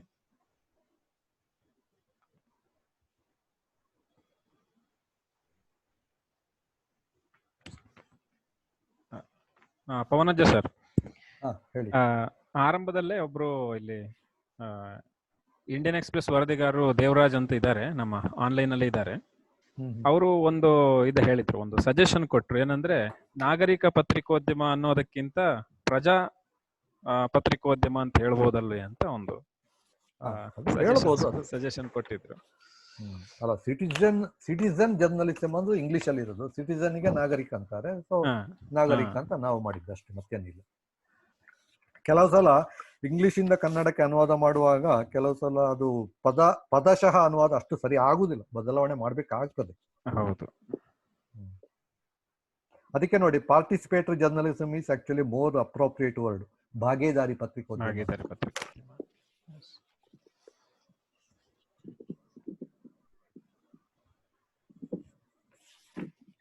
ನಮಸ್ತೆ. ಹಲೋ ಹೇಳಿ ಸರ್, ನಾನು ಮಂಜುಳಾ CS ಅಂತ ಹಾಸನಿಂದ ಮಾತಾಡ್ತಾ ಇದ್ದೇನೆ, assistant professor. Sir journalism government Okay. First aid college Hassan ಇದೆ ಸರ್. ಹೇಳಿ. ಸರ್ ನಮ್ಗೆ ಈ ವರ್ಷದ ನ್ಯೂ ಸಿಲೆಬಸ್ ಇದೆ, like social media related citizen journalism, ಆ ತರದ ಹೊಸ ಪಾರ್ಟ್ ಆಫ್ ಜರ್ನಲಿಸಂ ಈಗ ಸಿಲೆಬಸ್ ಆಗಿದೆ. ಯಾವ university? Sir Mysuru university sir. ಹೇಳಿ. ಅಪ್ಕಮಿಂಗ್ ಸೆಮಿಸ್ಟರ್ ಗೆ ನಮ್ಮ ಸ್ಟೂಡೆಂಟ್ಸ್ ಗೆ ಈ ನೀವೇನ್ ಎಕ್ಸ್ಪ್ಲೈನ್ ಮಾಡಿದ್ರೆ ಅಷ್ಟು ಟಾಪಿಕ್ಸ್ ಎಲ್ಲ ಇದೆ. So Okay. First time we are going to conducting this syllabus actually. So my Very good. Question is, ನಾವು ಸ್ಟೂಡೆಂಟ್ಸ್ ಅನ್ನ ಹೇಗೆ ಇನ್ವಾಲ್ವ್ ಮಾಡ್ಕೋಬಹುದು? ಲೈಕ್ ನೀವು ಹೇಳಿದಾಗೆ ಟ್ವಿಟರ್, ಬ್ಲಾಗ್ಸ್ ಅದನ್ನೆಲ್ಲ ಅವ್ರಿಗೆ ಪ್ರಾಕ್ಟಿಕಲ್ ಆಗಿ ಮಾಡ್ಲಿಕ್ಕೆ ನಾವು ಹೇಳ್ತೇವೆ. Hmm. But how they involve in this process ಅಂತ, ಇನ್ ಲರ್ನಿಂಗ್ ಆಕ್ಚುಲಿ. ಅದೇ basically you have to be alert. ಅದನ್ನು ಎಚ್ಚರಿಕೆಯಿಂದ ಇದ್ದು ಗಮನಿಸ್ತಾ ಇರಬೇಕು. ಬೇರೆ ಬೇರೆ ನಾನು ಇವಾಗಲೇ ಹೇಳಿದ ಹಾಗೆ ಕೆಲವು ಮುಖ್ಯವಾದ ಟ್ವಿಟರ್ ಹ್ಯಾಂಡಲ್ಗಳು, ಫೇಸ್ಬುಕ್ ಗ್ರೂಪ್ಗಳು, ವ್ಯಕ್ತಿಗಳನ್ನು ಫಾಲೋ ಮಾಡಲಿಕ್ಕೆ ಕಲ್ತ್ಕೋಬೇಕು. ಆಮೇಲೆ ಗಮನಿಸ್ತಾ ಇರಬೇಕು ಎಲ್ಲಿ ಏನಾಗ್ತಾ ಇದೆ ಅಂತ. ಸಾಧ್ಯ ಇದ್ರೆ ತಾವೇ ಕೂಡ ಟ್ವೀಟ್ ಮಾಡಿ ಎಲ್ಲ ಯಾವ್ದಾದ್ರು ಪತ್ರಿಕೆ, ಉದಾಹರಣೆಗೆ ಅವರಿಗೆ ಹಾಸನದಲ್ಲಿದ್ದಾರೆ ಅಂತ ಇಟ್ಕೊಳ್ಳಿ, ಹಾಸನದಲ್ಲೇ ಏನೋ ಒಂದು ನಡೆದಿದೆ ಹಾಗೆ ಹೀಗೆ ಅಂತ ಯಾವುದೋ ಒಂದು ಪತ್ರಿಕೆಯಲ್ಲಿ ವರದಿ ಬಂತು.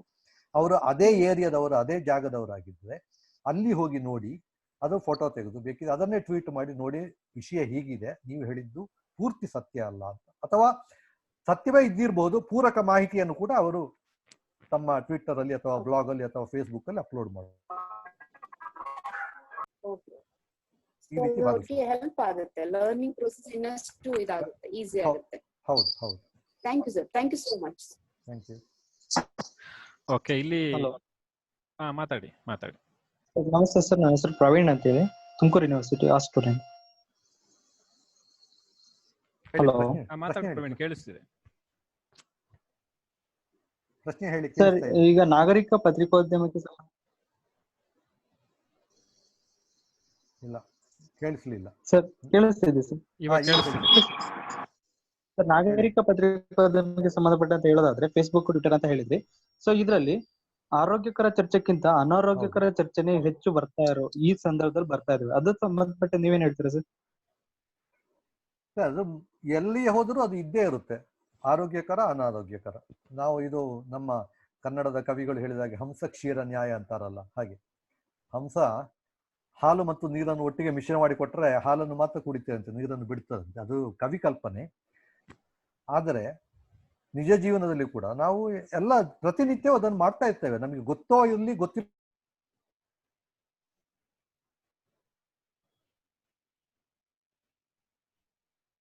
ಸರಿ, ಕೇಳಿಸ್ತಿಲ್ಲ.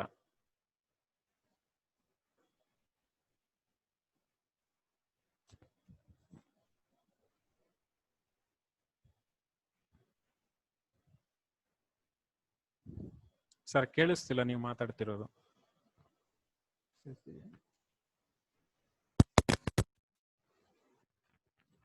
ಚಿರಂಜೀವಿ ಸರ್ಜಾ ಸತ್ತರಲ್ವಾ, ಆ ಶೋಭಾ ಡೇ ಒಂದು ಟ್ವೀಟ್ ಮಾಡಿದ್ದಾರೆ. ಶೋಭಾ ಡೇ ಅವಳು ಒಬ್ಬಳು ಒಂದು ಪತ್ರಿಕಾಕರ್ತೆ ಆಗಿದ್ಲು, ಲೇಖಕಿ. ಅವಳು ಮಾಡಿದ ಟ್ವೀಟ್ ಅಲ್ಲಿ ಚಿರಂಜೀವಿಗೆ ಇದು ಅಬಿಚುವರಿ, ರೆಸ್ಟ್ ಇನ್ ಪೀಸ್ ಅಂತೆಲ್ಲ ಹಾಕಿ ಫೋಟೋ ಹಾಕಿದ್ದು ತೆಲುಗು ನಟ ಚಿರಂಜೀವಿ. ತಕ್ಷಣ ಜನ ಅವರಿಗೆ ಹಿಡ್ಕೊಂಡು ಚೆನ್ನಾಗಿ ಜಾಡ್ತಿದ್ದು, ಅದು ಬೇರೆ ವಿಷಯ. ಸೊ ನನಗೆ ಗೊತ್ತಾಗ್ಲಿಲ್ಲ ಯಾಕೆ ಜನ ಇದನ್ನು ಗೇಲಿ ಮಾಡ್ತಿದ್ದಾರೆ ಅಂತ. ಯಾಕಂದ್ರೆ ನನಗೆ ಆ ತೆಲುಗು ನಟ ಚಿರಂಜೀವಿಯ ಫೋಟೋ ಗೊತ್ತಿಲ್ಲ. ಮತ್ತೆ ಸ್ವಲ್ಪ ನೋಡಿದಾಗ ಗೊತ್ತಾಯ್ತು, ಇದು ಇವಳು ಹಾಕಿದ ಫೋಟೋ ತೆಲುಗು ನಟ ಚಿರಂಜೀವಿ, ಅದಕ್ಕೆ ಜನ ಅವಳಿಗೆ ಚೆನ್ನಾಗಿ ಚಚ್ಚುತ್ತಾ ಇದ್ದಾರೆ. ಅಂದ್ರೆ ಅದೇ ನಾನು ಹಾಗೆ ಜನ ಯಾಕೆ ಚಚ್ಚುತ್ತಾ ಇದ್ದಾರೆ ಅಂತ ಇದ್ದಾಗ ಸ್ವಲ್ಪ ನೋಡ್ಬೇಕು, ವಿಚಾರಿಸ್ಬೇಕು.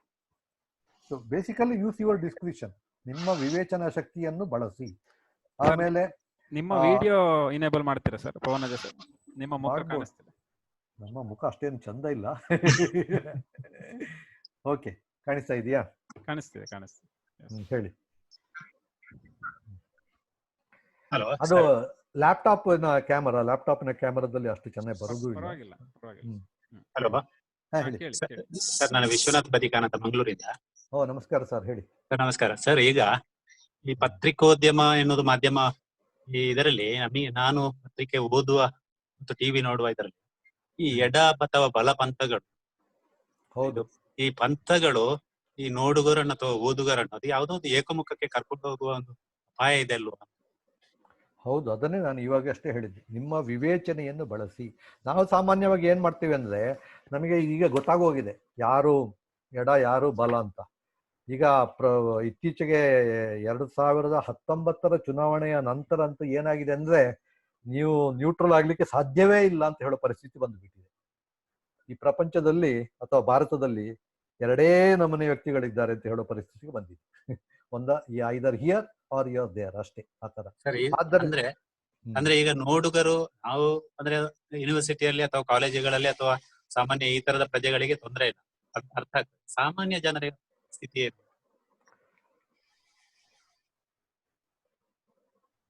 ಅದಕ್ಕೆ ಉತ್ತರಿಸುವುದು ಸ್ವಲ್ಪ ಕಷ್ಟ ಇದೆ. ಯಾಕಂದ್ರೆ ಸಾಮಾನ್ಯ ಜನರಿಗೆ ಅಷ್ಟೊಂದು ಆಲೋಚನೆ ಶಕ್ತಿ ಎಲ್ಲಿದೆ ಅಂತ ಬರ್ತದೆ ಪ್ರಶ್ನೆಯಲ್ಲಿ ಯಾವಾಗ.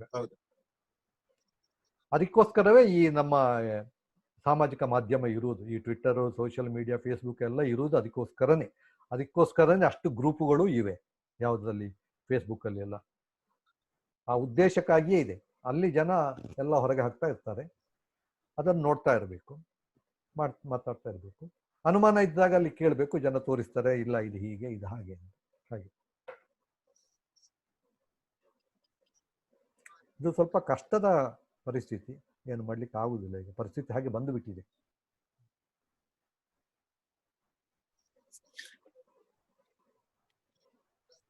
Good afternoon, sir. My name is Shafna Rahman. I'm a student at Tumkur University. ಕೇಳುವುದಿಲ್ಲ. I can't hear you properly. Hello, can you hear me now? Yeah, fine. I can hear you. Sir, my name is Shafna Rahman. I'm a student at Tumkur University. Journalism? Yes, sir. PG or UG? UG. Okay. So this is my question. You know, social media is a platform for citizen journalism, and as you know, this gives the opportunity for whatever is propagated here to be very biased opinions. It is personalized opinions being published by people, right?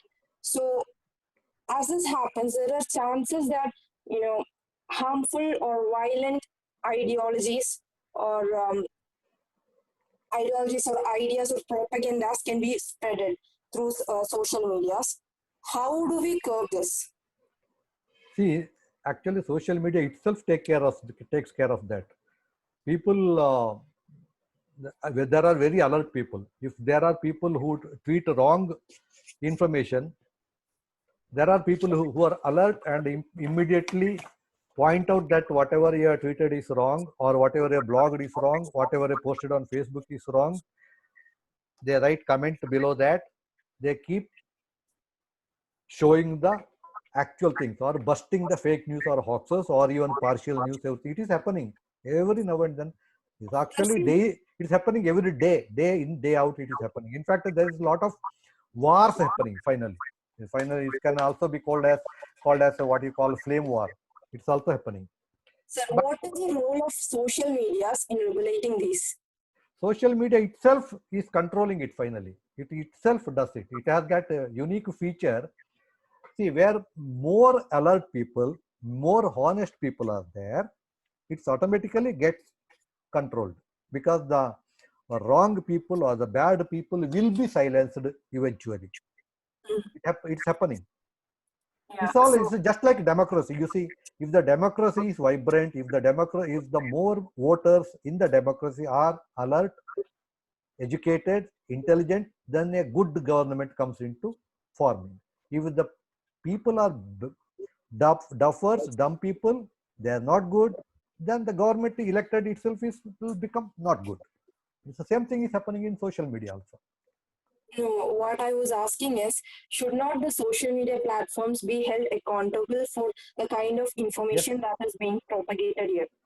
Our law is sufficiently strong enough to hold those people and the media to accountability. But the problem is that our legal system takes ages to give the judgment. It takes 20 years to 30 years to give the judgment. Otherwise, our law is quite strong and sufficient, good enough. The laws, all the provisions are already there to sue those people. You can put them behind the bar. Everything is possible. It's all possible. But the problem is that our legal system itself is not very fast. The judgment comes after 20 years, 30 years. That is the problem. Okay. But the system is in place. Sir, there are some more questions in the chat box. ಕೆಲವನ್ನ ಕೇಳ್ತೀನಿ. ಸತೀಶ್ ಅಂತ ಒಬ್ರು ಉಪನ್ಯಾಸಕರು ಕೇಳಿದ್ದಾರೆ, how can we believe our TV channels based on their news ಅಂತ ಕೇಳಿದ್ದಾರೆ. That itself, already I showed in the second or the third slide, where just 4% people believe in TV channels nowadays. So don't believe them. In fact, from last 1.5 years, I don't have a TV channel at all. I don't watch TV. And I am not cut off from the world. I'm getting news. I'm getting honest news. I'm not getting the biased news of TV channels, actually. Okay. I'm safe. One more question from student Pranav. What are actions taken against fake news generators or preachers? Is there a separate wing to track or bust such news anta kelidare. Now Government of India has created a website. There is an email also. I forgot to give you that. I should have noted down. There are even Karnataka government police, Karnataka police also has a wing now. You can report all the fake news and all, they analyze, and sometimes they take a suo moto action also. They send notices to TV channels or even bloggers or Twitters, anybody. They send notices. It's happening, but again, there's a lack of manpower and willingness and all sort of political influence, and everything happens, you know that.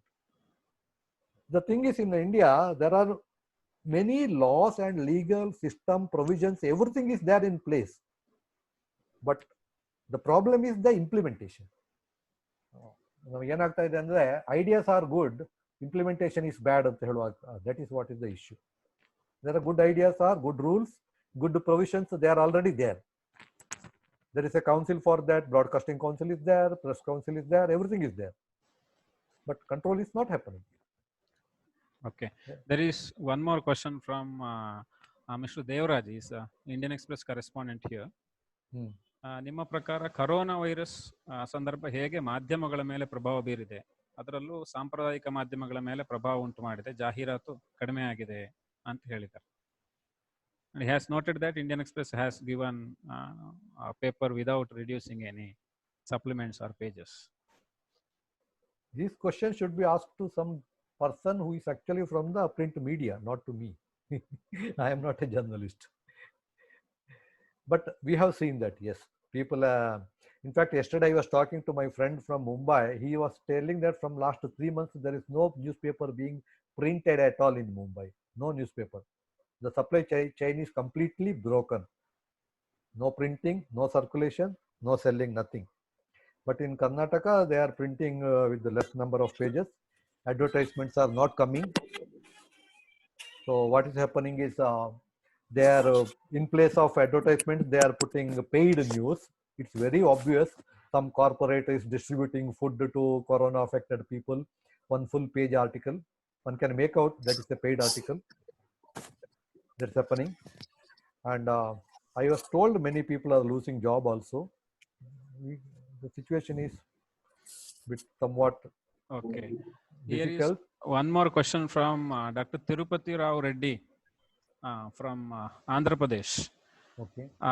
He's asking, because of the widespread expansion of social media, we are facing this problem of fake news. So common man, how to find whether it is fake or real for a common man? Is there any way to find it? Sorry, can you repeat the question? No, because of the this expansion of social media, there is a problem of fake news. Okay. So is there any way for a common man to find out whether it is fake or? Actually, it is the other around. Because of social media, we are able to find out what is fake news. Earlier, print media used to be the boss. Whatever they tell, it used to be the news, and there was nobody to question them. Nowadays, people are questioning, they are finding out, they are exposing them. It is happening through social media. It is the other way around, actually. Okay, social media also has a lot of fake news generators.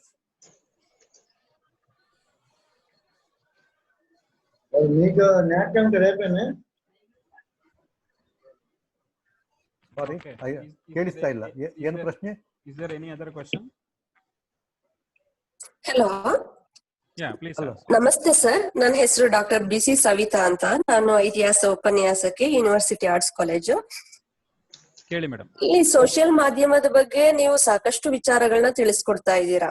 ನಾನೊಬ್ಬ ಇತಿಹಾಸ ಉಪನ್ಯಾಸಕಿಯಾಗಿ ಒಂದು ಯಾವ್ದೋ ಗ್ರಾಮೀಣ ಭಾಗದಲ್ಲಿ ನಡೆದಿರುವಂತ ಘಟನೆ, ಯಾರೋ ಒಂದಿಬ್ರು ನೀರ್ ಕುಡಿಯೋದಿಕ್ಕೆ ಹೋದಂತ ಸಂದರ್ಭದಲ್ಲಿ ಬಾವಿಗೆ ಅವ್ರ ಕಾಲ್ ಜಾರಿ ಬಿದ್ದಾಗ ಅಲ್ಲೇ ಹತ್ರದಲ್ಲಿ ಇದ್ದಂತ ಒಬ್ಬ ಹುಡುಗ ಅವರನ್ನ ಸೇವ್ ಮಾಡುವಂತ ಒಂದು ಪರಿಸ್ಥಿತಿಯನ್ನ, ಘಟನೆಯನ್ನ ಕುರಿತಂತೆ ನಾನು ಒಂದು ಟಿಪ್ಪಣಿಯ ರೂಪದಲ್ಲಿ ಅದನ್ನ ದಾಖಲಿಸಿ ಪತ್ರಿಕೆಗಳಿಗೆ ಮತ್ತೆ ಟಿವಿ ಮಾಧ್ಯಮಗಳಿಗೆ ಕಳಿಸಿದಂತ ಸಂದರ್ಭದಲ್ಲಿ ಅದರ ವಿಡಿಯೋ ಕೇಳ್ತಾರೆ ನಮ್ಮನ್ನ. ಹಲೋ, ಹೇಳಿ. ಮಧ್ಯದಲ್ಲಿ ಬೇರೆಯವರು ಮಾತಾಡ್ತಿದ್ದಾರೆ, ಮಾತಾಡಬೇಡಿ. ಅದಕ್ಕೆ ಸಂಬಂಧಪಟ್ಟಂತೆ ವಿಡಿಯೋ ಇದೆಯಾ ಏನಾದ್ರು ಅಂತ ಕೇಳ್ತಾರೆ. ಯಾಕಂದ್ರೆ ಈ ಘಟನೆ ನಡೆದಿರೋದೇ ಗ್ರಾಮೀಣ ಭಾಗದಲ್ಲಿ, ಇದು ಕೆರೆಯ ಒಂದು ಅಂಗಳದಲ್ಲಿ ಇರುವಂತ ಬಾವಿಯಲ್ಲಿ ಬಿದ್ದಂತ ಸಂದರ್ಭದಲ್ಲಿ. ಆದ್ರೆ ಆ ಸಂದರ್ಭದಲ್ಲಿ ಯಾರೋ ವಿಡಿಯೋ ತೆಗ್ದಿರೋದಿಲ್ಲ. ಅದು ನಿಜವಾದ ಘಟನೆ ಆಗಿದ್ರು, ನೈಜ ಘಟನೆ ಆಗಿದ್ರು ಕೂಡ ಮಾಧ್ಯಮದವರು ಈ ರೀತಿಯಾದಂತ ಪ್ರಶ್ನೆಗಳನ್ನ ಕೇಳ್ತಾರೆ. ಅದಕ್ ಬೇಕಾದ್ರೆ ಕ್ಲಾರಿಫಿಕೇಶನ್ ಅಥವಾ ಹೋಗಿ ಇಂಟರ್ವ್ಯೂ ಮಾಡುವಂತ ಕೆಲಸವನ್ನ ಮಾಡಬಹುದಲ್ವಾ? ಯಾಕಂತಂದ್ರೆ ಇಂತ ಗ್ರಾಮೀಣ ಪ್ರತಿಭೆಗಳು ಮತ್ತೆ ಅವರ ಸಾಹಸಗಳು ಪ್ರಚಾರಕ್ಕೆ ಬರದೆ ಹಾಗೆ ಕಣ್ಮರೆಯಾಗುವಂತ ಸಾಧ್ಯತೆಗಳು ಇರುತ್ತೆ. ಅಂತ ಸಂದರ್ಭದಲ್ಲಿ ಮಾಧ್ಯಮಗಳು ಯಾವ ರೀತಿಯಾದಂತ ಕ್ರಮಗಳನ್ನ ಕೈಗೊಳ್ಬೇಕು? ಅದೇ ಕ್ರಮ ಕೈಗೊಳ್ಬೇಕು, ಅವ್ರು ಕೈಗೊಳ್ತಾ ಇಲ್ಲ. ಅವರಿಗೆ ಈಗ ಏನಾಗಿದೆ ಅಂದ್ರೆ, ನಮ್ಮ ಮುಖ್ಯವಾಹಿನಿಯ ಸುದ್ದಿ ಮಾಧ್ಯಮಗಳಿಗೆ, the main stream media is no more interested in positive news. They are interested only in sensation and negative news. They don't want to send any positive news. Positive news ಯಾರಿಗೂ ಬೇಡ. ಅದೇ ಸಮಸ್ಯೆ. ಅದಕ್ಕೋಸ್ಕರನೇ ಇರೋದು ಸೋಷಿಯಲ್ ಮೀಡಿಯಾ. ಬ್ಲಾಗಿಂಗ್ ಮಾಡಿ ಅಲ್ಲಿ ಹಾಕಿ ಅದನ್ನು ಹಂಚಿ, ಟ್ವಿಟ್ಟರ್ ಮೂಲಕ ಹಂಚಿ, ಫೇಸ್ಬುಕ್ ಮೂಲಕ ಹಂಚಿ. ಈಗ ನೋಡಿ, ಒಂದು ಉದಾಹರಣೆ ಕೊಡ್ತೀನಿ ನಾನು, ನನ್ನದೇ ಉದಾಹರಣೆ. ಈಗ ಕೊರೋನಾ ಲಾಕ್ಡೌನ್ ಆದಾಗ ಎಲ್ಲರೂ మ్యూట్ ಮಾಡಿ దయవిಟ್ಟು. ಯಾರು మాట్లాడతారో ಅವರು ಮಾತ್ರ అన్మ్యూట్ ಮಾಡಿ. దోసు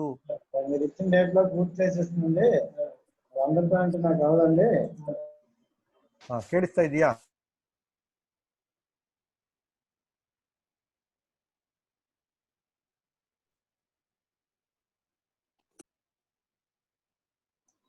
ಈಗ ನಾನು ಮಾತಾಡೋದು ಕೇಳಿಸ್ತಾ ಇದೆಯಲ್ಲ? ಕೇಳಿಸ್ತಿದೆ, ಕೇಳಿಸ್ತಿದೆ, ಮಾತಾಡಿ ಸರ್. ಏನಂದ್ರೆ, ಯಾವ ವಿಷಯ ಹೇಳ್ತಾ ಇದ್ದೆ? ಈಗ ಕೊರೋನಾ ಲಾಕ್ಡೌನ್ ಸಂದರ್ಭದಲ್ಲಿ ತುಂಬಾ ಜನ ಏನ್ ಮಾಡ್ತಿದ್ರು, ಕೂತ್ಕೊಂಡು ಅದೇನೋ ಡಾಲ್ಗೋನೋ ಕಾಫಿ, ಸಾರಿ ಚಾಲೆಂಜ್, ಹೀಗೆಲ್ಲ ಸಮಯ ಹಾಳು ಮಾಡ್ತಾ ಇದ್ವಿ.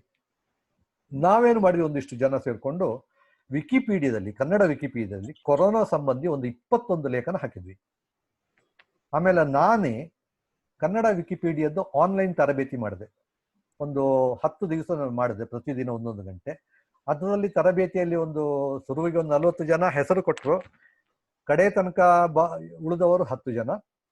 ಅವರು ಸುಮಾರು ಒಂದು 25 ಲೇಖನ ಹಾಕಿದ್ದಾರೆ ಇದು ತನಕ, ಇನ್ನೂ ಹಾಕ್ತಾನೆ ಇದ್ದಾರೆ. ಇದು ಪಾಸಿಟಿವ್ ನ್ಯೂಸ್. ಆದರೆ ಯಾವ ಮಾಧ್ಯಮದವರು ಇದನ್ನು ನ್ಯೂಸ್ ಅಂತ ತಗೊಳ್ಳಿಲ್ಲ, ಅವರಿಗೆ ಅಗತ್ಯ ಇಲ್ಲ ಇದು. ನಾನು ಫೇಸ್ಬುಕ್ಕಲ್ಲಿ ಇಷ್ಟು ಉದ್ದ ಬರೆದಿದ್ದೇನೆ.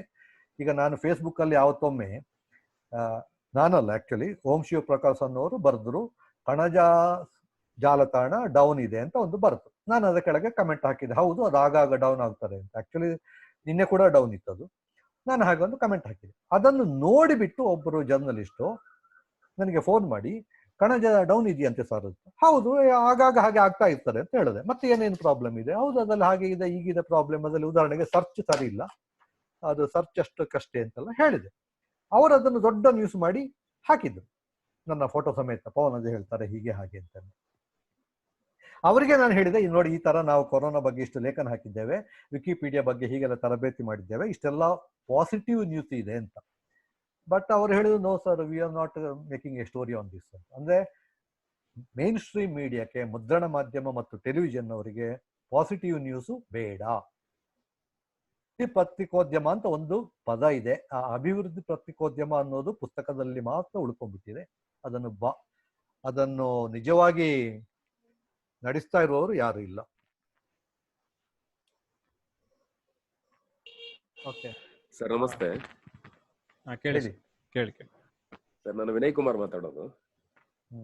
ಕೇಳಿ ಸರ್. ನಾವು ಸೋಷಿಯಲ್ ಮೀಡಿಯಾದಲ್ಲಿ ನಾವು ಪೋಸ್ಟ್ ಮಾಡುವಂತ ಕಂಟೆಂಟ್ಗಳು ಕೆಲವೊಂದು ಅಡಲ್ಟ್ರೇಟೆಡ್ ಆಗಿದ್ರೆ ಅಥವಾ ಅನ್ಹೆಲ್ದಿ ಆಗಿದ್ರೆ ಸೊ ನಮ್ಮನ್ನ ಸೋಷಿಯಲ್ ಮೀಡಿಯಾ ಕಂಪನಿಗಳೇ ನಮ್ಮನ್ನ ಬ್ಲಾಕ್ ಮಾಡ್ತವೆ. So it means they are tracking us ಅಂತನಾ? ಅದು ಅವರು ನೇರವಾಗಿ ಟ್ರ್ಯಾಕಿಂಗ್ ಮಾಡೋದಕ್ಕಿಂತಲೂ there are people who report. ಇದು ತುಂಬಾ ಆಗ್ತಾ ಇದೆ. ಕೆಲವರು ಅದಕ್ಕೋಸ್ಕರನೇ ಕೆಲವು ಪಕ್ಷಗಳು, ಆಕ್ಚುಲಿ ರಾಜಕೀಯ ಪಕ್ಷಗಳು ದುಡ್ಡು ಕೊಟ್ಟು ಜನರನ್ನು ಇಟ್ಕೊಂಡಿವೆ. ಅವರಿಗೆ ವಿರುದ್ಧವಾದ ಪೋಸ್ಟ್ಗಳು ಯಾರು ಹಾಕ್ತಾ ಇರ್ತಾರೋ ಅವರ ಮೇಲೆ ಕಂಟಿನ್ಯೂಸ್ ಆಗಿ ರಿಪೋರ್ಟ್ ಮಾಡೋದು. ಈಗ ಒಬ್ಬ ರಿಪೋರ್ಟ್ ಮಾಡಿದ್ರೆ ಏನೂ ಆಗುದಿಲ್ಲ, ಒಂದು 100 ಜನ 200 ಜನ ರಿಪೋರ್ಟ್ ಮಾಡಿದ್ರೆ ಆ ಅಕೌಂಟ್ ಅನ್ನು ಅವ್ರು ಗಮನಿಸ್ತಾರೆ, ಓ ಇದ್ರಲ್ಲಿ ಏನಿದೆ ಅಂತ. ಇದು ನಡೀತಾ ಇದೆ. ಕೆಲವರ ಅಕೌಂಟ್ಗಳು ಆಗಾಗ ಬ್ಲಾಕ್ ಆಗ್ತಾ ಇರ್ತದೆ. ಅವರು ತನ್ನಿಂತಾನೇ ಅದು ಪದಗಳನ್ನು ನೋಡಿ ಆರ್ಟಿಫಿಷಿಯಲ್ ಇಂಟೆಲಿಜೆನ್ಸ್ ನಲ್ಲಿ ಹುಡುಕಿ ಮಾಡೋದು ಅಲ್ಲ. ಸಾಮಾನ್ಯವಾಗಿ ಹೆಚ್ಚಾಗಿ ಅದು ಯಾರಾದ್ರೂ ರಿಪೋರ್ಟ್ ಮಾಡ್ತಾ ಇರ್ತಾರೆ. ಅದಕ್ಕಿಂತಲೇ ಜನ ಇಟ್ಕೊಂಡಿದ್ದಾರೆ ಕೆಲವರು. ಈ ತರ ಈ ಫೇಕ್ ನ್ಯೂಸ್ ಪೋಸ್ಟ್ ಗಳನ್ನು ಕೂಡ ಅವ್ರು ಆಟೋಮೆಟಿಕ್ ಆಗಿ ಆ ತರ ರಿಮೂವ್ ಮಾಡೋ ತರ ಆಪ್ಷನ್ಸ್ ಇಲ್ವಾ? ನಂಗೆ ಗೊತ್ತಿದ್ದಾಗೆ ಇಲ್ಲ. ಆದ್ರೆ ಇತ್ತೀಚೆಗೆ ಫೇಸ್ಬುಕ್ ನಲ್ಲಿ ನೀವು ಏನೋ ಒಂದು ನ್ಯೂಸ್ ಹಾಕಿದರೆ ಇಂಗ್ಲಿಷ್ ಅಲ್ಲಿ ಇದ್ರೆ, ಕನ್ನಡದಲ್ಲಿ ಅವರು ಅಷ್ಟು ಹುಡುಕ್ತಾ ಇಲ್ಲ, ಒಂದು ಮೆಸೇಜ್ ಬರ್ತದೆ, the news you have posted is found to be fake ಅಂತ ಒಂದು ಕೆಲವು ಸಲ ಬರ್ತದೆ ಮೆಸೇಜ್. ನಾನು ನೋಡಿದ್ದೇನೆ, ಒಂದ್ಸಲ ಬರ್ತದೆ. ಓಕೆ, ಇಲ್ಲಿ ಸುಧಾ ಹೆಗಡೆ ಅಂತ ಒಂದು ಪ್ರಶ್ನೆ ಕೇಳಿದ್ದಾರೆ ಸರ್. ಸುಧಾ ಹೆಗಡೆ ಅವರು, sir, it is being estimated that more than 10% of social media accounts are social bots. Then how effective they are in manipulating or advocating pre-planned ideas? ಈ ಬಾಟ್ಸ್ ಅನ್ನೋದು ಆಟೋಮೆಟಿಕಲಿ ಅಂದ್ರೆ they are actually programs, they are not humans. ಅದು robot ಅನ್ನೋದು short form bot ಅಂತ. ಇವು Facebook ನಲ್ಲಿ ಇಲ್ಲ, ಕಡಿಮೆ, ತುಂಬಾ ಇಲ್ಲವೇ ಇಲ್ಲ ಅಂತ ಹೇಳ್ಬೋದು. ಬಟ್ ಟ್ವಿಟ್ಟರ್ ಅಲ್ಲಿ ಇದೆ ಬಾಟ್ಗಳು ಬೇಕಾದಷ್ಟಿವೆ. ಯಾವುದೋ ಒಂದು ಸುದ್ದಿಯನ್ನು ಇಮ್ಮಿಡಿಯೇಟ್ ರೀಟ್ವೀಟ್ ಮಾಡೋದು ಅಥವಾ ಅದಕ್ಕೆ ಉತ್ತರ ಕೊಡೋದು ಇಂಥದ್ದಿದೆ. ಆದರೆ ಬಾಟ್ಗಳು ಸುದ್ದಿಯನ್ನೇ ಸರ್ಕ್ಯುಲೇಟ್ ಮಾಡೋದು ಕಡಿಮೆ ಮಾಡ್ತಾರೆ. ಅದೇನ್ ಮಾಡ್ತಾರೆ, ಪ್ರೋಗ್ರಾಮ್ ಬರೆದಿರ್ತಾರೆ. ಒಂದು ಬಾಟ್ ಅಕೌಂಟ್ ಇಂದ ಬೆಳಿಗ್ಗೆಯಿಂದ ಸಾಯಂಕಾಲದವರೆಗೆ ಯಾವುದೋ ಒಂದು ಟ್ವೀಟ್ ಅನ್ನು ಅಥವಾ ಬೇರೆ ಬೇರೆ ಬೇರೆ ಟ್ವೀಟ್ ಅನ್ನು ದಿವಸಕ್ಕೆ ಒಂದು 200 ಸಲ ಟ್ವೀಟ್ ಮಾಡುವ ಹಾಗೆ, ಅದನ್ನು ಹಂಚುವ ಹಾಗೆ ಮಾಡಿರ್ತಾರೆ. ಇದೆಲ್ಲ ನಡೀತಾ ಇದೆ. ಅದಕ್ಕೆ ಕೂಡ ಇತ್ತೀಚೆಗೆ ಬಂದಿದೆ ತಂತ್ರಾಂಶಗಳು, ಸಾಫ್ಟ್ವೇರ್ಗಳು, ಅವುಗಳನ್ನು ಐಡೆಂಟಿಫೈ ಮಾಡಿ ತೆಗೆಯುವಂಥದ್ದು. ಇನ್ಸ್ಟಾಗ್ರಾಮ್ ನಲ್ಲಿ ತುಂಬಾ ಇದೆ ಸುಳ್ಳು ಅಕೌಂಟ್ಗಳು, ಅವರು ತುಂಬಾ ನಡೀತಾ ಇದೆ. ಅದಕ್ಕೂ ಕೂಡ ಬಂದಿದೆ ಪ್ರೋಗ್ರಾಮ್ ತೆಗಿಲಿಕ್ಕೆ. ಆದರೆ ಅಗೇನ್ ನೀವು ಭಾರತೀಯ ಭಾಷೆಗಳಲ್ಲಿ ಅಥವಾ ಅಂದ್ರೆ ಕನ್ನಡದಲ್ಲಿ ಇಟ್ಕೊಳ್ಳುವ ಮಾಡಿದರೆ ಅದು ಕೂಡಲೇ ಅವುಗಳಿಗೆ ಅಷ್ಟು ಬರುವುದಿಲ್ಲ. ಯಾಕಂದ್ರೆ ಆರ್ಟಿಫಿಷಿಯಲ್ ಇಂಟೆಲಿಜೆನ್ಸು ಅಂದ್ರೆ ನ್ಯಾಚುರಲ್ ಲ್ಯಾಂಗ್ವೇಜ್ ಪ್ರೊಸೆಸಿಂಗು ಅಂದ್ರೆ ಸಹಜ ಭಾಷಾ ಸಂಸ್ಕರಣೆ ನಮ್ಮ ಕನ್ನಡ ಭಾಷೆಗೆ ಅಷ್ಟರ ಮಟ್ಟಿಗೆ ಇನ್ನೂ ಬಂದಿಲ್ಲ. ಓಕೆ ಸರ್, ಒಬ್ರು ಸ್ಟೂಡೆಂಟ್ ಕಾವ್ಯ ಇನ್ನೊಂದು ಪ್ರಶ್ನೆ ಕೇಳಿದ್ದಾರೆ. ನಾಗರಿಕ ಪತ್ರಿಕೋದ್ಯಮವನ್ನು ವೃತ್ತಿ ನಿರತವಾಗಿ ಅಂದ್ರೆ ವೃತ್ತಿಯಾಗಿ ಬಳಸಿಕೊಳ್ಳಬಹುದಾ ಅಂತ ಕೇಳಿದ್ದಾರೆ. ಕೆಲವರು ಮಾಡ್ತಾ ಇದ್ದಾರೆ, ಕೆಲವರು ಮಾಡ್ತಾ ಇದ್ದಾರೆ. ಹೇಗೆ ಅಂತ ಹೇಳ್ತೀನಿ ನಾನು. ಉದಾಹರಣೆಗೆ ಬ್ಲಾಗರ್ಸ್, ಬ್ಲಾಗಿಂಗ್ ಅಲ್ಲಿ ತುಂಬಾ ಜನ ದುಡ್ಡು ಮಾಡ್ತಾ ಇದ್ದಾರೆ. ಈಗ ಟೆಕ್ ಬ್ಲಾಗರ್ಸ್ ಟೆಕ್ನಾಲಜಿ ಬಗ್ಗೆ ಬರೀತಾರೆ. ಈ ಬ್ಲಾಗರ್ಗಳು ಫುಲ್ ಟೈಮ್ ಬ್ಲಾಗರ್ಗಳು, ಅವರು ಅದರಲ್ಲೇ ಬದುಕೋದು. ಉದಾಹರಣೆಗೆ ಅಡುಗೆ ಬಗ್ಗೆ ಬ್ಲಾಗ್ ಮಾಡುವವರು, ಅಡುಗೆ ಬ್ಲಾಗ್ ಅಲ್ಲೇ ಬದುಕುವವರು. ಅವರಿಗೆ ಅಂದ್ರೆ ಅದು ಹೇಗೆ ಅಂದ್ರೆ ಅಡ್ವರ್ಟೈಸ್ಮೆಂಟ್ಸ್. ಗೂಗಲ್ನವರು ಗೂಗಲ್ ಆ್ಯಡ್ ಅಂತ ಇದೆ. ಸೊ ನಿಮ್ಮ ವೆಬ್ಸೈಟಿಗೆ ತುಂಬಾ ಜನ ಬಂದು ಅಲ್ಲಿರುವ ಅಡ್ವರ್ಟೈಸ್ಮೆಂಟ್ ಲಿಂಕ್ ಮೇಲೆ ಕ್ಲಿಕ್ ಮಾಡಿದೆ, ಒಂದು ಕ್ಲಿಕ್ಕಿಗೆ ಇಷ್ಟು ಅಂತ ಹಣ ಬರ್ತದೆ. ಅಥವಾ ಯೂಟ್ಯೂಬ್ನಲ್ಲಿ ನೀವು ಯೂಟ್ಯೂಬ್ ಒಂದು ಅಡಿಗೆ ಇದೆ ಇರ್ಬೋದು, ಯಾವುದೋ ಒಂದು ವಿಡಿಯೋ ಹಾಕಿದ್ರೆ ಅದರಲ್ಲಿ ಕ್ಲಿಕ್ ಮಾಡಿದ್ರೆ ಅಷ್ಟು ಬರ್ತದೆ. ಅದು ಒಂದು, ಅದು ಕ್ಲಿಕ್ ಪೇಪರ್ ಕ್ಲಿಕ್ ಅಂತಾರೆ, ಅದಕ್ಕೆ ಆಡ್ ಸೆನ್ಸ್ ಅಂತಾರೆ. ಈಗ ನೋಡಿ, ನಮ್ಮ ದುರದೃಷ್ಟ ಏನಂದ್ರೆ ಗೂಗಲ್ ಆಡ್ ಸೆನ್ಸ್ ನಲ್ಲಿ ಕನ್ನಡದ ಕೀವರ್ಡ್ ಇನ್ನೂ ಬಂದಿಲ್ಲ. ಅಂದ್ರೆ ನೀವು ಕನ್ನಡದ ಬ್ಲಾಗ್ ಮಾಡಿ ಅಡ್ವರ್ಟೈಸ್ಮೆಂಟ್ ಮೂಲಕ ದುಡ್ಡು ಮಾಡ್ಲಿಕ್ಕೆ ಇನ್ನೂ ಆಗೋದು ಸಾಧ್ಯ ಇಲ್ಲ. ಅದೇ ತರ ಯೂಟ್ಯೂಬ್ ವಿಡಿಯೋದಲ್ಲಿ ಕೂಡ ಅಷ್ಟೇ. ನೀವು ಯೂಟ್ಯೂಬ್ ಅನ್ನು ನೀವು ಕನ್ನಡ ಅಂತ ಸೆಲೆಕ್ಟ್ ಮಾಡಿದ್ರೆ AdSense is not allowed for this language ಅಂತ ಬರ್ತದೆ. ನೋಡಿ, ಕನ್ನಡ ಹೋರಾಟಗಾರರು ಯಾವ್ದ್ಯಾವ್ದಕ್ಕೂ ಹೋರಾಟ ಮಾಡ್ತಾರೆ, ಇಂಥದಕ್ಕೆ ಹೋರಾಟ ಮಾಡೋದಿಲ್ಲ, ಇದಕ್ಕೆ ಹೋರಾಟ ಮಾಡ್ಬೇಕಾಗಿರ್ತಾರೆ. ಈಗ ನೋಡಿ, ಅಮೆಝಾನ್ ಕಿಂಡಲ್ ನಲ್ಲಿ ಇನ್ನೂ ಕನ್ನಡ ಬಂದಿಲ್ಲ, ಅಲ್ಲಿ ಯಾರು ಹೋರಾಟ ಮಾಡ್ತಾ ಇಲ್ಲ. ದುಡ್ಡು ಮಾಡ್ಲಿಕ್ಕೆ ಆಗ್ತದೆ, ಜನ ಮಾಡ್ತಿದ್ದಾರೆ. ಅದಕ್ಕೆ ಸಾಮಾನ್ಯವಾಗಿ ಈ ತರ ಹೈಯೆಸ್ಟ್ ದುಡ್ಡು ಮಾಡ್ತಾ ಇರೋರು ಇಂಗ್ಲಿಷ್ ಅಲ್ಲಿ. ಯೂಟ್ಯೂಬ್ ವಿಡಿಯೋದಲ್ಲಿ ಆಗ್ತದೆ, ಕನ್ನಡದಲ್ಲಿ ಕೂಡ ಮಾಡ್ತಾ ಇದ್ದಾರೆ ಜನ. ಓಕೆ ಸರ್, ಇಲ್ಲಿ ಇನ್ನೊಂದು ಪ್ರಶ್ನೆ ಇದೆ. ದೀಪ್ತಿ ಅಂತ ಸೆಂಟ್ರಲ್ ಯೂನಿವರ್ಸಿಟಿಯಿಂದ. Most of the time social media is use to target people personally instead of using it to citizen journalism, like for the good of the society. What's your stand on it? It is not actually citizen journalism. It is citizen attacking actually. It's also happening. It's flaming, ಒಬ್ಬೊಬ್ಬರ ಮಾನಹಾನಿ ಮಾಡುವುದು, ಒಬ್ಬರ ತೇಜೋವಧೆ ಮಾಡುವುದು, character assassination ಎಲ್ಲವೂ ನಡೀತಾ ಇದೆ. But there is a legal provision to sue those people and put them into jail. ನಾನು ಆವಾಗಲೇ ಹೇಳಿದಾಗೆ ನಮ್ಮ Indian IT Act 2000 is very powerful. The provisions are already there. ಅಂಥವರ ಮೇಲೆ ದೂರು ಹಾಕಿ, ಕೇಸ್ ಹಾಕಿ, ಅವರನ್ನು ಜೈಲಿಗೆ ಕಳಿಸುವಂತಹ ಎಲ್ಲ ಪ್ರೊವಿಷನ್ಸ್ ನಮ್ಮ ಕಾನೂನಿನಲ್ಲಿ ಇದೆ. ಸಮಸ್ಯೆ ಏನಾಗ್ತಾ ಇದೆ ಅಂದ್ರೆ ಅದು ಇಂಪ್ಲಿಮೆಂಟೇಷನ್ ಆಗ್ತಾ ಇಲ್ಲ. ಅಂದ್ರೆ it takes years for the judgment to come. Provisions are there already. ಹಾಗೆ ನಡೀತಾ ಇದೆ, ಇಲ್ಲ ಅಂತಲ್ಲ. ತುಂಬಾ ಜನ ಈ ಫೇಸ್ಬುಕ್ ಅಲ್ಲಿ ಅಥವಾ ಇನ್ಸ್ಟಾಗ್ರಾಮ್ನಲ್ಲಿ ಮಾರ್ಫ್ಡ್ ಫೋಟೋಸ್, ಯಾವುದೋ ಫೋಟೋವನ್ನು ತಕೊಂಡು ಇನ್ಯಾವುದೋ ಫೋಟೋ ಅಂತೆಲ್ಲ ಬದಲಿಸಿ ಏನೇನೋ ದುರ್ಬುದ್ಧಿ ಮಾಡಿ ಅದನ್ನು ಹಂಚಿ ಕೆಲವರು ಆತ್ಮಹತ್ಯೆ ಮಾಡಿಕೊಂಡ ಘಟನೆಗಳು ಕೂಡ ನಡೆದಿವೆ, ಇಲ್ಲ ಅಂತಲ್ಲ. ಸೊ ನಾನು ಆವಾಗಲೇ ಹೇಳಿದಾಗೆ ಪ್ರತಿಯೊಂದಕ್ಕೂ ಎರಡು ಮುಖ ಇರ್ತದೆ, ಒಳ್ಳೆಯದು ಮತ್ತು ಕೆಟ್ಟದು. ಈಗ ಬೆಂಕಿ ಇದೆ ಅಂತ ಇಟ್ಕೊಳ್ಳಿ. ಬೆಂಕಿಯಿಂದ ನೀವು ಅಡುಗೆಯನ್ನು ಮಾಡ್ಬೋದು, ಮನೆಯನ್ನು ಸುಡ್ಬೋದು, ಎರಡೂ ಆಗ್ತದೆ. ಚಾಕು ಇದೆ, ಚಾಕುವಿಂದ ನೀವು ಹಣ್ಣು ಕತ್ತರಿಸ್ಬೋದು, ತರಕಾರಿ ಕತ್ತರಿಸ್ಬೋದು, ಇಲ್ಲ ಯಾರನ್ನಾರು ಕೊಲೆಯನ್ನು ಮಾಡ್ಬೋದು. ಹಾಗೆ ಸೊ ಎರಡೂ ಸಾಧ್ಯತೆ ಇದೆ, ಎರಡೂ ನಡೀತಾ ಇದೆ. ಅದಕ್ಕೆ ಕೆಲವು ದೇಶಗಳಲ್ಲಿ ಇದರ ಮೇಲೆ ಕಂಟ್ರೋಲ್. ಉದಾಹರಣೆ China, internet is fully controlled. ಅಲ್ಲಿ ಗೂಗಲ್ ಇಲ್ಲ, ಟ್ವಿಟ್ಟರ್ ಇಲ್ಲ, ನಿಮಗೆ ಬ್ಲಾಗ್ ಮಾಡ್ಲಿಕ್ಕೆ ಆಗೋದಿಲ್ಲ, ಫೇಸ್ಬುಕ್ ಇಲ್ಲ, ಯಾವುದೂ ಇಲ್ಲ. ಅಲ್ಲಿ ಕಂಪ್ಲೀಟ್ಲಿ ಗೌರ್ಮೆಂಟ್ ಕಂಟ್ರೋಲ್. ಅಲ್ಲಿ ಸ್ವಾತಂತ್ರ್ಯವೇ ಇಲ್ಲ, ಯಾವ ಸ್ವಾತಂತ್ರ್ಯ ಇಲ್ಲ. ಇಲ್ಲಿ ನಮ್ಮಲ್ಲಿ ಎಲ್ಲ ಸ್ವಾತಂತ್ರ್ಯ ಇದೆ, ಸ್ವಲ್ಪ ದುರುಪಯೋಗವೂ ಆಗ್ತಾ ಇದೆ. ಯಾರೊಬ್ರು ಕೇಳಿದ್ದಾರೆ, ದೇವರಾಜ್ ಅವರು, I will read out. Amul's Twitter handle blocked the following a doodle on China now restored. Yes, it is correct. ಅವರು ಅಮೂಲ್ನವರು ಚೈನಾದ ಮೇಲೆ ಒಂದಿಷ್ಟು ಡೂಡಲ್ ಹಾಕಿದ್ರು. ಮೋದಿ ಅವರು ಹೇಳಿದ್ದಲ್ಲ, ಆತ್ಮ ನಿರ್ಭರ ಭಾರತ ಅಂತ, ಅದನ್ನು ಇಟ್ಕೊಂಡು ಅವರು ಚೈನಾದ ಬಿಟ್ಟು ಭಾರತದ ಬಳಸಿ ಅನ್ನೋ ಅರ್ಥದಲ್ಲಿ ಕೆಲವು ಕಾರ್ಟೂನ್ಗಳನ್ನು ಮಾಡಿ ಹಾಕಿದ್ರು. ಅದನ್ನು ಅವರು ಟ್ವಿಟ್ಟರ್ನವರು ಬ್ಲಾಕ್ ಮಾಡಿದ್ರು. ನೋಡಿ ಎಷ್ಟು ಚೈನಾದವರ ಪ್ರಭಾವ, ದುಡ್ಡಿನ ಪ್ರಭಾವ ಎಷ್ಟಿದೆ ನೋಡಿ. ಇಲ್ಲಿ ಚೈನಾದಲ್ಲಿ ಟ್ವಿಟ್ಟರ್ ಇಲ್ಲ, ಫೇಸ್ಬುಕ್ ಇಲ್ಲ, ಗೂಗಲ್ ಇಲ್ಲ. ಆದರೂ ಕೂಡ ಟ್ವಿಟ್ಟರ್ ಅಲ್ಲಿ ಚೈನಾದ ವಿರುದ್ಧವಾಗಿ ಒಂದು ಟ್ವೀಟ್ ಬಂದಿದೆ ಅಂತ ಹೇಳಿ ಆ ಟ್ವೀಟ್ ಅನ್ನು, ಅಮೂಲಿನ ಅಕೌಂಟ್ ಅನ್ನು ಅವರು ಬ್ಲಾಕ್ ಮಾಡಿದ್ರು. ಸ್ವಲ್ಪ 2-3 ಗಂಟೆಯನ್ನು ಅಷ್ಟೇ, 6 ಗಂಟೆಯನ್ನು. ಅವರಿಗೆ ಚೈನಾಕ್ಕೆ ಅಷ್ಟು ಕೂಡ ಇವರಿಗೆ ಬೆಣ್ಣೆ ಹಾಕುವ ಅಗತ್ಯ ಏನಿದೆ ಅದು, ಅಥವಾ ಅವರು ದುಡ್ಡು ಕೊಟ್ಟಿದ್ದಾರೋ ಅದು ಗೊತ್ತಿಲ್ಲ. ಅದೇ ರೀತಿ ನೋಡಿ, ಗೂಗಲ್ನಲ್ಲಿ ಪ್ಲೇ ಸ್ಟೋರ್ ಅಲ್ಲಿ ಟಿಕ್ಟಾಕ್ ಅಂತ ಒಂದು ಆ್ಯಪ್ ಇದೆ. ಇತ್ತೀಚೆಗೆ ಒಂದು ಬ್ಯಾನ್ ಚೈನೀಸ್ ಪ್ರಾಡಕ್ಟ್ ಅಂತ ಒಂದು ದೊಡ್ಡ ಅಭಿಯಾನ ಶುರುವಾಯಿತು ಇಂಟರ್ನೆಟ್ ಅಲ್ಲಿ, ಫೇಸ್ಬುಕ್ ಅಲ್ಲಿ, ಟ್ವಿಟ್ಟರ್ ಅಲ್ಲೆಲ್ಲ. ಅದರ ಮೂಲಕ ಜನ ಏನ್ ಮಾಡಿದ್ರು, ಪ್ಲೇ ಸ್ಟೋರಿಗೆ ಹೋಗಿ ಟಿಕ್ಟಾಕಿಗೆ ರೇಟಿಂಗ್ 4.4 ಇತ್ತು, ಎಲ್ಲ ಹೋಗಿ 1 ಸ್ಟಾರ್ ಕೊಡ್ಲಿಕ್ಕೆ ಶುರು ಮಾಡಿದ್ರು. 3 ದಿವಸದಲ್ಲಿ ಅದು 4.4 ಸ್ಟಾರ್ ಇದ್ದದ್ದು 1.3 ಸ್ಟಾರ್ಗೆ ಬಂತು. ಯಾವುದು ಟಿಕ್ಟಾಕ್ನ ರೇಟಿಂಗ್. ಜನ ಎಲ್ಲ ನೆಗೆಟಿವ್ ಕಮೆಂಟ್ ಬರೋದು ಟಿಕ್ಟಾಕ್ ಬಗ್ಗೆ. ಗೂಗಲ್ನವ್ರು ಏನು ಮಾಡಿದ್ರು, ಇದ್ದಕ್ಕಿದ್ದಂತೆ ಆ ಲಾಸ್ಟ್ 3 ದಿವಸದ ಎಲ್ಲ ಕಮೆಂಟುಗಳನ್ನು ತೆಗೆದ್ರು, ಎಲ್ಲ ರೇಟಿಂಗ್ ಅನ್ನು ತೆಗೆದ್ರು, ವಾಪಸ್ 4.3ಗೆ ತಕೊಂಡೋಗಿ ಇಟ್ರು ಟಿಕ್ಟಾಕ್ನಲ್ಲಿ. ಅಷ್ಟೆಲ್ಲ ಮಾಡುವ ಅಗತ್ಯ ಯಾಕಿದೆ ಅವರಿಗೆ? ಟಿಕ್ಟಾಕ್ ಚೈನಾದಲ್ಲಿ ಯಾರು ಬಳಸ್ತಾನೆ ಇಲ್ಲ. ಟಿಕ್ಟಾಕ್ ಉಪಯೋಗ ಆಗ್ತಾ ಇರೋದೇ ಭಾರತದಲ್ಲಿ. ಟಿಕ್ಟಾಕ್ ಚೈನಾದ ಕಂಪನಿ ಕರೆಕ್ಟ್, ಬಟ್ ಟಿಕ್ಟಾಕ್ ಅನ್ನು ಬಳಸ್ತಾ ಇರೋರು ಚೈನೀಸ್ ಅಲ್ಲ. ಚೈನಾದಲ್ಲಿ ಟಿಕ್ಟಾಕ್ ಇಲ್ಲೂ ಇಲ್ಲ. ಅದರ ಬದಲಿಗೆ ಅವರದ್ದೇ ಬೇರೆ ಆ್ಯಪ್ ಇದೆ, ಅದನ್ನು ಬಳಸ್ತಾರೆ ಅವರು.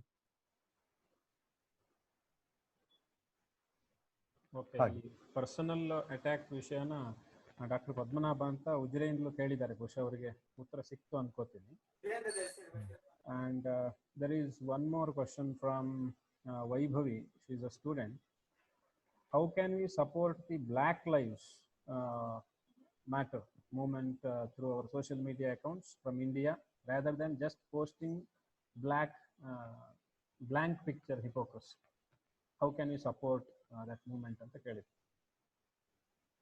That new issue of black and white.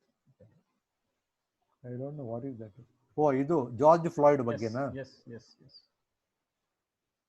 How can we support the Black Lives Matter movement through our social media from India, rather than just posting black bank? You can participate in the movement. You can participate. What is there? There are already people are participating. People are tweeting. People are posting. They are writing blogs. Facebook ಅಲ್ಲಿ ಹಾಕ್ತಿದ್ದಾರೆ. Of course, ಕೆಲವರು ಬರೀ black screen ಹಾಕಿಟ್ಟಿರ್ತಾರೆ. ಕೆಲವರು Instagram ನಲ್ಲಿ ನೋಡಿದ್ದೇನೆ, ಬರೀ black ಹಾಕ್ತಿರ್ತಾರೆ. Other than that, what you can do? Bhavya Naveen ಅಂತ ಇನ್ನೊಂದು ಪ್ರಶ್ನೆ ಕೇಳಿದ್ದಾರೆ. ಸಾಕಷ್ಟು ಮುಖ್ಯ ಮಾಧ್ಯಮಗಳು ಸುದ್ದಿ ಮೂಲಗಳಿಗಾಗಿ ಸಾಮಾಜಿಕ ಮಾಧ್ಯಮಗಳನ್ನೇ ಅಥವಾ ನಾಗರಿಕ ಪತ್ರಕರ್ತರನ್ನ ಹೆಚ್ಚು ಅವಲಂಬಿಸಿವೆ. ಕೆಲವೇ ವರ್ಷಗಳಲ್ಲಿ ಮುಖ್ಯವಾಹಿನಿಗಳು ತಮ್ಮ ಸುದ್ದಿಯ 50%ಕ್ಕಾಗಿ ನಾಗರಿಕ ಪತ್ರಕರ್ತರನ್ನೇ ಅವಲಂಬಿಸಲಿವೆ ಅನ್ನೋ ಲೇಖನ ಬಂದಿದೆಯಂತೆ. ಸೊ ಮುಖ್ಯ ಮಾಧ್ಯಮ ಮತ್ತು ಪರ್ಯಾಯ ಮಾಧ್ಯಮದ ಈ ಕೊಲಾಬರೇಷನ್ ಎಷ್ಟು ಸೂಕ್ತ ಅಂತ ಕೇಳಿದ್ದಾರೆ. ಇದು ಖಂಡಿತ ಆಗ್ತಾ ಇದೆ, ಆಗ್ಲೇಬೇಕಾದ್ದು ಹೌದು. ಈಗ ಸುಮಾರು ಜನ ವೆಬ್ಸೈಟ್ಗಳಲ್ಲಿ ಕೂಡ ಸಿಟಿಜನ್ ಜರ್ನಲಿಸಮ್ ಅಂತ ಒಂದು ಸೆಕ್ಷನ್ ಇಟ್ಟಿದ್ದಾರೆ. ಅಲ್ಲಿ ನೀವು ಅಪ್ಲೋಡ್ ಮಾಡೋದು ನಿಮ್ಮ ಲೋಕಲ್ ಯಾವುದೋ ವಿಡಿಯೋಗಳನ್ನು ನೀವು ಅಪ್ಲೋಡ್ ಮಾಡ್ಬೋದು. ಸುಮಾರು ಈಗ news18.com ಅಂತಲ್ಲೆಲ್ಲ ಇದೆ, ಸಿಟಿಜನ್ ಜರ್ನಲಿಸಮ್ ಅಂತ ಒಂದು ಸೆಕ್ಷನ್ ಇದೆ. ಅಲ್ಲಿ ನೀವು ನಿಮ್ಮ ವಿಡಿಯೋಗಳನ್ನು ಸುದ್ದಿಗಳನ್ನು ಅಪ್ಲೋಡ್ ಮಾಡ್ಬೋದು. ಬಟ್ ಅಲ್ಲಿ ಕೂಡ ಅದು ಟೋಟಲಿ ಫ್ರೀ ಇಲ್ಲ, ಇಟ್ ಈಸ್ ಕಂಟ್ರೋಲ್ಡ್. ಅಂದ್ರೆ ನೀವು ಸಬ್ಮಿಟ್ ಮಾಡ್ಬೋದು, ಅಲ್ಲೇನೋ ಇಮೇಲ್ ಐಡಿ ಎಲ್ಲ ಕೊಟ್ಟಿರ್ತಾರೆ. ಮತ್ತೆ ಎಡಿಟರ್ ಬಂದು ಅವರಿಗೆ ಇದು ನಮ್ಮ ವೆಬ್ಸೈಟ್ಗೆ ಬರಬಹುದು ಅಂತ ಅನ್ಸಿದ್ದನ್ನು ಮಾತ್ರ ಅವರು ಅಪ್ಲೋಡ್ ಮಾಡ್ಕೋತಾರೆ. ಆ ಥರ ಈಗ ಸುಮಾರು ಮೊದಲೆಲ್ಲ ಏನ್ ಮಾಡ್ತಾರೆ, ಪತ್ರಿಕೆಗಳಲ್ಲಿ ಸ್ಟಿಂಜರ್ ಅಂತ ಹೇಳ್ತಿದ್ರು. ಆ ಸ್ಟಿಂಜರೇ ಈಗ ಸ್ವಲ್ಪ ಸೋಷಿಯಲ್ ಮೀಡಿಯಾ ಆಕ್ಟಿವಿಸ್ಟ್ಗಳು ಆಗ್ಬಿಟ್ಟಿದ್ದಾರೆ, ಅಥವಾ ಸೋಷಿಯಲ್ ಮೀಡಿಯಾ ಆಕ್ಟಿವಿಸ್ಟ್ಗಳೇ ಸ್ಟಿಂಜರ್ ಅಂತ consider. They are become overlap now almost. ಎರಡು ಇದೆ. Well, there is one more question from one of our students, Pranav Anirudh. He is asking, the newspaper ad rates have decreased now because of this corona crisis, but the ad rates have increased on social media.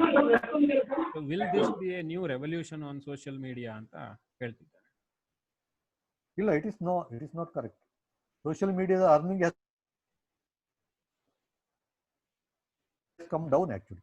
ಈಗ ನನ್ನ ಫ್ರೆಂಡ್ಗಳು ಇದ್ದಾರೆ technology bloggers. They have been living only by blogging. ಅಂದ್ರೆ ತಿಂಗಳಿಗೆ ಅವರಿಗೆ ಒಂದು ಮನೆ ನಡೆಸುವಷ್ಟು, ಹೆಂಡತಿ ಮಗುವನ್ನು ಶಾಲೆ ಕಳಿಸ್ಲಿಕ್ಕೆ ಎಲ್ಲ ಬೇಕಾದಷ್ಟು ಅದು ಬೆಂಗಳೂರಿನಲ್ಲಿ ಅವರಿಗೆ ಸಂಪಾದನೆ ಆಗ್ತಾ ಇತ್ತು ಟೆಕ್ನಾಲಜಿ ಬ್ಲಾಗಿಂಗ್ನಿಂದ. Blogging and YouTubers, I know quite bit of them.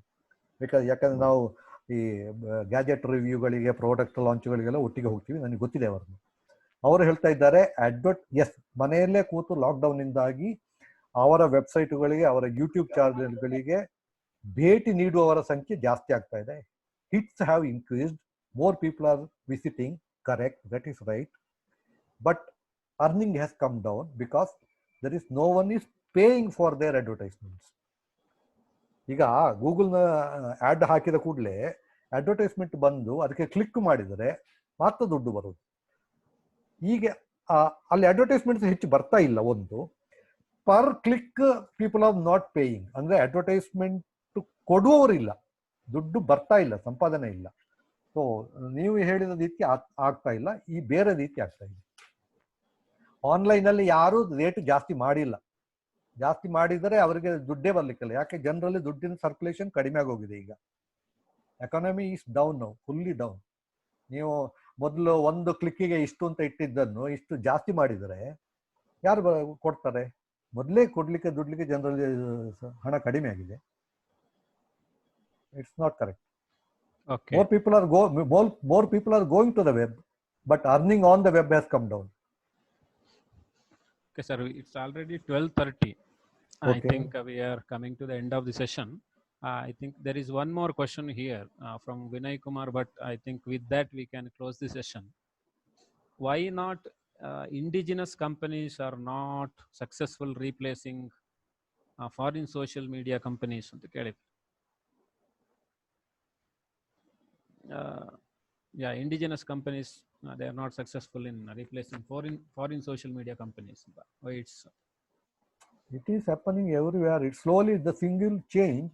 People are already once the movement has started. Let us use Indian only.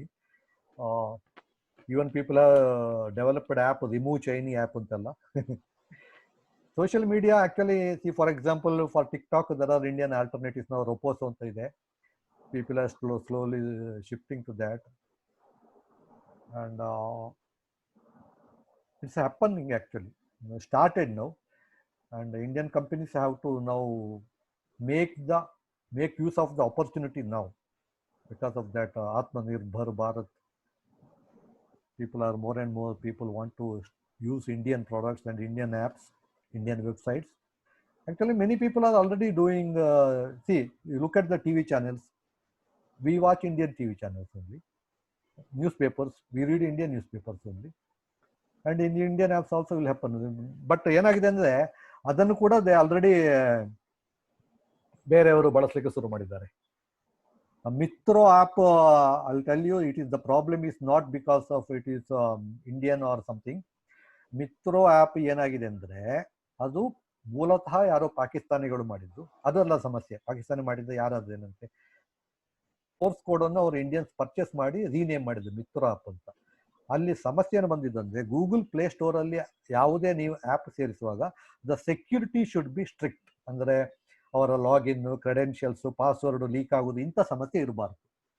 ಆ ಸಮಸ್ಯೆಗಳು ಇತ್ತದಲ್ಲಿ the security holes where there in the app, so they remove it ಅಷ್ಟೇ. It is not because it is called Mitron, not because it is an Indian app, but it was not conforming all the security standards. ಅದಕ್ಕೋಸ್ಕರ ಅದನ್ನು ತೆಗೆದಿದ್ದವರು ಅಷ್ಟೇ. It may come back if they plug all the holes, they can upload it again. Okay. Devraj sir has asked for an opportunity of a last question. What A is good that? compatible app for smartphone and laptop or desktop. Can you suggest anta What kelidare is that? ansutte. I didn't understand the question at all. See, it is not relevant to our topic, first of all. We are talking about social media and citizen journalism. Please stick to that topic. We are not giving guidance on what to buy, what not to buy. Okay. Well, I'm taking the last question from the Facebook, since many people are viewing it on the Facebook. Srinidhi ಓಡಿಲ್ನಾಳ ಕೇಳಿದ್ದಾರೆ, is a journalist. ಪತ್ರಿಕೋದ್ಯಮ, electronic media ನಂತರ ಇದೀಗ digital ಯುಗ ಚಾಲ್ತಿಯಲ್ಲಿದೆ. Digital ಯುಗದತ್ತ ಮುಖ ಮಾಡಿವೆ ಎಲ್ಲ ಮೀಡಿಯಾಗಳು. ಪತ್ರಿಕೋದ್ಯಮ ವಿದ್ಯಾರ್ಥಿಗಳಿಗೆ ಈ ಬಗ್ಗೆ ನೀವು ಏನು ಹೇಳ ಬಯಸ್ತಾ ಇದ್ದೀರಿ ಅಂತ. How best the students can make use of the social media ಅನ್ನೋ ಅರ್ಥದಲ್ಲಿ ಕೇಳಿದ್ದಾರೆ ಅವರು. It's very simple. If you cannot swim with the flow, you will be drowned. So learn swimming with the flow. ಕನ್ನಡದಲ್ಲಿ ಹೇಳುವುದಿದ್ರೆ, ಹೊಸತು ಕಿನ್ನರಿಯಲ್ಲಿ ನಿನ್ನ ಹಳೆಯ ಹಾಡ ನುಡಿಸು. ನೀವು ಹೊಸ ಹೊಸ ತಂತ್ರಜ್ಞಾನ ಬಂದ ಹಾಗೆ ಅದರ ಬಳಕೆಯನ್ನು ಕಲಿಯಿರಿ, ಇಲ್ಲದೆ you will be left behind. So join. If you cannot beat them, join them. ಆ ಥರ. That is the future. Digital is the future. Actually ಇದನ್ನು 15 ವರ್ಷ ಹಿಂದೆ ನಾನು ಹೇಳಿದ್ದೆ. ಬೆಂಗಳೂರು ಯೂನಿವರ್ಸಿಟಿಯ ಜರ್ನಲಿಸಮ್ ಕೋರ್ಸಿಗೆ ನಾನು ಬೋರ್ಡ್ ಆಫ್ ಸ್ಟಡೀಸ್ ಅಲ್ಲಿ ಇದ್ದೆ. ನಾವು ಅಲ್ಲಿ ಆವಾಗಲೇ ಡಿಜಿಟಲ್ ಮೀಡಿಯಾ ಬಗ್ಗೆ ಒಂದು ಸಬ್ಜೆಕ್ಟ್ ಎಲ್ಲ ಸೇರಿಸಿದ್ವಿ. 15 ವರ್ಷ ಹಿಂದೆಯೇ ನಾನು ಸಬ್ಜೆಕ್ಟ್ ಎಲ್ಲ ಸೇರಿಸಿದ್ವಿ. So it is the topic now. It has to be there. So you have to be there now. ಬಹುಶಃ ಮುದ್ರಣ ಮಾಧ್ಯಮ ನಿತ್ಯ ಹೋಗ್ಬೋದು ಸ್ವಲ್ಪ ಸಮಯದಲ್ಲಿ. ಆವಾಗಲೇ ನಿಂತೋಗಿದೆ. ಉದಾಹರಣೆ ಡೆಕ್ಕನ್ ಕ್ರಾನಿಕಲ್ ಅಂತ ಹೇಳೋ ಪತ್ರಿಕೆ ಈಗ it has become only online. There is no print version of Deccan Chronicle. So learn digital media, digital journalism if you want to be in the market.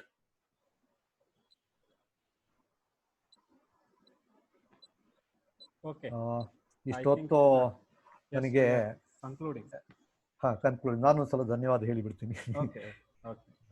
Tumakuru ವಿಶ್ವವಿದ್ಯಾಲಯಕ್ಕೆ, ನಿಮ್ಮ ವೈಸ್ ಚಾನ್ಸಲರ್ ಅವರಿಗೆ, ಪದ್ಮನಾಭ ಸಿಬ್ಬಂದಿ ಅವರಿಗೆ, ಮತ್ತೆ ಇಷ್ಟು ಹೊತ್ತು ತಾಳ್ಮೆಯಿಂದ ಈ ಸೆಷನ್ ಅಟೆಂಡ್ ಆದ ಎಲ್ಲವರಿಗೂ ನನ್ನ ಧನ್ಯವಾದಗಳು. ಈ 1 ನಿಮಿಷದ ನನ್ನ ಪ್ರೆಸೆಂಟೇಷನ್ಗೆ ನಾನು 3 ದಿವಸದಿಂದ ತಯಾರಿ ಮಾಡ್ತಾ ಇದ್ದೆ. ನಮ್ಮ ಮನೆಯವ್ರು ಕೇಳ್ತಾ ಇದ್ದು, ಏನಿದು 1 ಗಂಟೆ ಮಾತಾಡಲಿಕ್ಕೆ 3 ದಿವಸ ತಯಾರಿ ಮಾಡಬೇಕು ಅಂತ. ಅಂದ್ರೆ ನಮ್ಮ ಮೊದಲಿಂದಲೇ ಹಾಗೆ ಅಭ್ಯಾಸ. 1:40 ರೇಷಿಯೋ ಇದೆಯಲ್ಲ. ಇಫ್ ಯು, ಇದು ನಾಟಕದವ್ರು ಹೇಳ್ತಾ ಇದ್ದು, BV ಕಾರ್ ಅಂತ ಹೇಳ್ತಾ ಇದ್ದು, ನೀವು 1 ಗಂಟೆ ನಾಟಕ ಮಾಡಬೇಕಿದ್ರೆ 40 ಗಂಟೆ ರಿಹರ್ಸಲ್ ಮಾಡಬೇಕು ಅಂತ. ಆ ಥರ ನಾನು ಬಹುಶಃ 3 ದಿವಸ ಇದಕ್ಕೆ ತಗೊಂಡಿದ್ದೀನಿ. ಬಟ್ ಈಗ ಅಡ್ವಾಂಟೇಜ್ ಏನಂದ್ರೆ, ಇದನ್ನು ರಿಪೀಟ್ ಮಾಡಬೇಕು. ಈಗ ನಾಳೆ ಹಾಸನದಲ್ಲಿ ಯಾರೋ ಕೇಳಿದ್ರೆ ನನಗೆ ಆವಾಗ ಜಸ್ಟ್ 2 ಗಂಟೆ ತಯಾರಿ ಸಾಕು. ಸೊ ಧನ್ಯವಾದಗಳು. ಓಕೆ ಸರ್, ತುಂಬ ಥ್ಯಾಂಕ್ಸ್. ನಿಮಗೆ ನಿಮ್ಮ ತಯಾರಿ ಏನು ಅನ್ನೋದು ನಮ್ಗೆ ಗೊತ್ತಾಗ್ತಿದೆ. ಇದರಲ್ಲಿ ಒಟ್ಟು ನಿಮ್ಮ ಪ್ರೆಸೆಂಟೇಷನ್ ಅಲ್ಲಿ ಗೊತ್ತಾಯ್ತು ನಿಮ್ಮ ತಯಾರಿ ಎಷ್ಟಿತ್ತು ಅಂತ. ಒಂದು ನಿಮಿಷ ಸರ್, ನನ್ನ ಇಮೇಲ್ ನಾನು ಆವಾಗಲೇ ಕೊಟ್ಟಿದ್ದೇನೆ, ಪ್ರಾರಂಭದಲ್ಲೇ ಬರ್ಕೊಂಡಿದ್ದೀರಿ ಅನ್ಕೊಂಡಿದ್ದೀನಿ. pavanaj@vishwakannada.com ಅಥವಾ pavanaj@gmail.com ಯಾವುದು ಆಗ್ಬೋದು. ನೀವು ನನಗೆ ಫೀಡ್ಬ್ಯಾಕ್ ಕಳಿಸಿದರೆ ತುಂಬಾ ಸಂತೋಷ. ಸರಿ ಸರ್, ಆಯ್ತು. Okay. So friends, we have come to the end of the session. I think it has come out very well. ಸುಮಾರು 1.5 ಗಂಟೆ ನಾವು ಈ ಸೆಷನ್ ಅನ್ನ ಕಳೆದಿದ್ದೀವಿ. ಪವನಜ ಅವರಿಗೆ ನಾವು ಥ್ಯಾಂಕ್ಸ್ ಹೇಳಲೇಬೇಕು. ಯಾಕೆಂದ್ರೆ ಅವ್ರು ಈಗಾಗಲೇ ಹೇಳಿದ್ರು 3 ದಿವಸದ ತಯಾರಿ ಅಂತ. ಬಹುಶಃ ಈ ಆನ್ಲೈನ್ ಮೀಡಿಯಾದ ಒಂದು ದೊಡ್ಡ ಅಡ್ವಾಂಟೇಜು, ಅಥವಾ ತಯಾರಿ ಮಾಡೋರಿಗೆ ಲಿಮಿಟೇಷನ್ ಆಗಿರಬಹುದು. ಅದೇ ಅಡ್ವಾಂಟೇಜ್ ಏನಂದ್ರೆ ಇಷ್ಟು ಕಡಿಮೆ ಸಮಯದಲ್ಲೇ ತುಂಬ ಹೆಚ್ಚಿನ ಕಂಟೆಂಟನ್ನು ನೋಡುಗರಿಗೆ ಅಥವಾ ಕೇಳುಗರಿಗೆ ತಲುಪಿಸೋದು ಸಾಧ್ಯ ಅನ್ನೋದೇ. ಸೊ ತುಂಬ ಸಂತೋಷ ಆಯಿತು. ತುಂಬ ಮಂದಿ ಬಹಳ ಆಕ್ಟಿವ್ ಆಗಿ ಪಾರ್ಟಿಸಿಪೇಟ್ ಮಾಡಿದರು. ಬೇರೆ ಬೇರೆ ಕಡೆಯಿಂದ people from different parts in Karnataka and outside the Karnataka, they have participated in this session. Particularly, I have to thank Dr. Pavanaja for his cooperation and support. ಅವರ ಹೊರತಾಗಿ ಕೂಡ ಸಾಕಷ್ಟು ಮಂದಿ ಕೊನೆ ಒಂದು ನಿಮಿಷದಲ್ಲಿ ನಾನು ಅವರನ್ನೆಲ್ಲ ನೆನಪಿಸ್ಕೊಳ್ಬೇಕು. ನಾಳೆ ಮತ್ತು ನಾಡಿದ್ದು ನಮ್ಮ ಜೊತೆ ರಿಸೋರ್ಸ್ ಪರ್ಸನ್ ಆಗಿ ಭಾಗವಹಿಸುವಂಥ ಭಾಗ್ಯಲಕ್ಷ್ಮಿ ಪದಕಿಯವರು, ಡಾಕ್ಟರ್ ಶ್ರೀಶಾ ಅವರು ಕೂಡ ನಮ್ಮ ಸೆಷನಲ್ಲಿ ಇದ್ದರು, ಭಾಗವಹಿಸಿದ್ರು. ಅವ್ರಿಗೆ ನಾನು ಥ್ಯಾಂಕ್ಸ್ ಹೇಳಬೇಕು. ಹಾಗೆ ನಮ್ಮ ಕಾಲೇಜಿನ ಪ್ರಿನ್ಸಿಪಾಲ್ ಪ್ರೊಫೆಸರ್ ರಾಮಚಂದ್ರಪ್ಪ, ಹಾಗೆ ನಮ್ಮ ಯೂನಿವರ್ಸಿಟಿ ಕಾಲೇಜ್ ಆಫ್ ಆರ್ಟ್ಸ್ನ ಇಂಟರ್ನಲ್ ಕ್ವಾಲಿಟಿ ಅಶ್ಯೂರೆನ್ಸ್ ಅಲ್ಲಿನ coordinator doctor B K Suresh ಅವರು ಕೂಡ ಪಾರ್ಟಿಸಿಪೇಟ್ ಮಾಡಿದ್ರು. ಹಾಗೆ ಕರ್ನಾಟಕದ ಬೇರೆ ಬೇರೆ ಭಾಗದಿಂದ ನಮ್ಮ ಜರ್ನಲಿಸಮ್ ಫ್ಯಾಕಲ್ಟಿ ಫ್ರೆಂಡ್ಸ್ ಮತ್ತು ಸ್ಟೂಡೆಂಟ್ ಭಾಗವಹಿಸಿದ್ದಾರೆ. ಎಲ್ಲರ ಪರಿಚಯ ನನಗಿಲ್ಲ, ಆದರೂ ಕೂಡ ಕೆಲವು ಗೊತ್ತಾದ ಹೆಸರುಗಳನ್ನಷ್ಟೇ ನಾನು ಮೆನ್ಷನ್ ಮಾಡ್ತೀನಿ. ಡಾಕ್ಟರ್ ಹಾಲಸ್ವಾಮಿ ಅವರು, ಡಾಕ್ಟರ್ ಪದ್ಮನಾಭ ಅವರು, ಜ್ಯೋತಿ ಅವರು, ಯತೀಶ್ ಅವರು, ಪ್ರೊಫೆಸರ್ ಚಂದನವರವರು, Sharada madam, Sudha Hegde madam, professor Abraham ಅವರು, ದೀಪ್ತಿ, ಶ್ವೇತಾ, ಡಾಕ್ಟರ್ ಬದಿಕಾನ್ ಅವರು, ಡಾಕ್ಟರ್ ಪ್ರಭಾಕರ ಕಾಂಬ್ಳೆ, ಮಂಜುಳಾ ಅವರು, ತುಂಬ ಮಂದಿ, ನಾನು ಅನೇಕ ಹೆಸರುಗಳನ್ನ ಬಿಟ್ಟಿರ್ಬೋದು. ಇವರೆಲ್ಲ ಭಾಗವಹಿಸಿ, ಅನೇಕ ಮಂದಿ ಭಾಗವಹಿಸಿರೋದ್ರಿಂದ ಈ ಸೆಷನ್ ತುಂಬ ಚೆನ್ನಾಗಿ ಬಂತು ಮತ್ತು ಹೆಚ್ಚು ಮಂದಿಗೆ ಇದು ರೀಚ್ ಆಯಿತು ಅನ್ನೋ ಒಂದು ಸಂತೋಷ ಕೂಡ ನಮಗೆ. ಹಾಗೆ ನಮ್ಮ ಯೂನಿವರ್ಸಿಟಿಯಿಂದ ಮತ್ತು ಕಾಲೇಜಿಂದ ಸಾಕಷ್ಟು ಮಂದಿ ನನ್ನ ಕೊಲೀಗ್ಸ್ ಇದರಲ್ಲಿ ಪಾರ್ಟಿಸಿಪೇಟ್ ಮಾಡಿದ್ದಾರೆ. ವೆಂಕಟರೆಡ್ಡಿ ಅವರು, ಸುಮಾದೇವಿ ಅವರು, ಡಾಕ್ಟರ್ ಬಸವರಾಜ್ ಅವರು, ಡಾಕ್ಟರ್ ಮಹಾಲಿಂಗ ಅವರು, ಡಾಕ್ಟರ್ ರೇಣುಕಾ, ಡಾಕ್ಟರ್ ಶಿವಾನಂದ. ನಾನು ಹೆಸರುಗಳನ್ನು ಬಿಟ್ಟಿರ್ಬೋದು, ತಕ್ಷಣಕ್ಕೆ ನಾನು ಕಂಡ ಹೆಸರುಗಳನ್ನೇ ಹೇಳ್ತೀನಿ. ನಿಮಗೆಲ್ಲರಿಗೂ ಕೂಡ ತುಂಬ ಥ್ಯಾಂಕ್ಸ್ ಹೇಳ್ತಾ ಇದ್ದೀನಿ. Particularly our vice chancellor professor Y S Siddegowda and our registrar professor K N Ganganaik, they are always supportive to us to host any kind of these programs. I am grateful to them. And my colleagues, Ananya, Prithviraj, Kokila, Devraj, they are also with me. ಎಲ್ರಿಗೂ ಮತ್ತೊಂದ್ಸಲ thanks ಹೇಳ್ತಾ, ಕೊನೆಯದಾಗಿ ನೆನಪಿಸ್ಕೊಳ್ಳೇಬೇಕಾಗಿದ್ದು doctor ವಾಹಿನಿ from Bangalore university. She is the coordinator of the electronic media department and she is my classmate also. Because of her support, technical support, we could use this upgraded version and make it live on the Facebook and all. I thank all of you once again. Tomorrow we will meet again here at 11 a.m. with a different topic. Ms. Bhagyalakshmi Padaki from Germany will be speaking about the technical writing for online media. Will be much more interesting topic. And day after tomorrow, sorry, not tomorrow, on 10th June. On 12th June, again, we will be meeting here at 11 a.m. with Dr. Srisha M. from Dubai. He is a faculty member in the Applied Media Department of the Higher College of Technology in Dubai. He will be speaking about the opportunities in graphics and animation, another interesting topic. ಮತ್ತೊಮ್ಮೆ ಎಲ್ರಿಗೂ ಕೂಡ thanks ಹೇಳ್ತಾ, ನಾಡಿದ್ದು 10th ಮತ್ತು 12th ಮತ್ತೆ ಇಲ್ಲಿ meet ಆಗೋಣ ಅಂತ ಹೇಳ್ತಾ ಈ ಸೆಷನ್ ಅನ್ನ ಎಂಡ್ ಮಾಡ್ತಾ ಇದ್ದೀವಿ. Thank you again.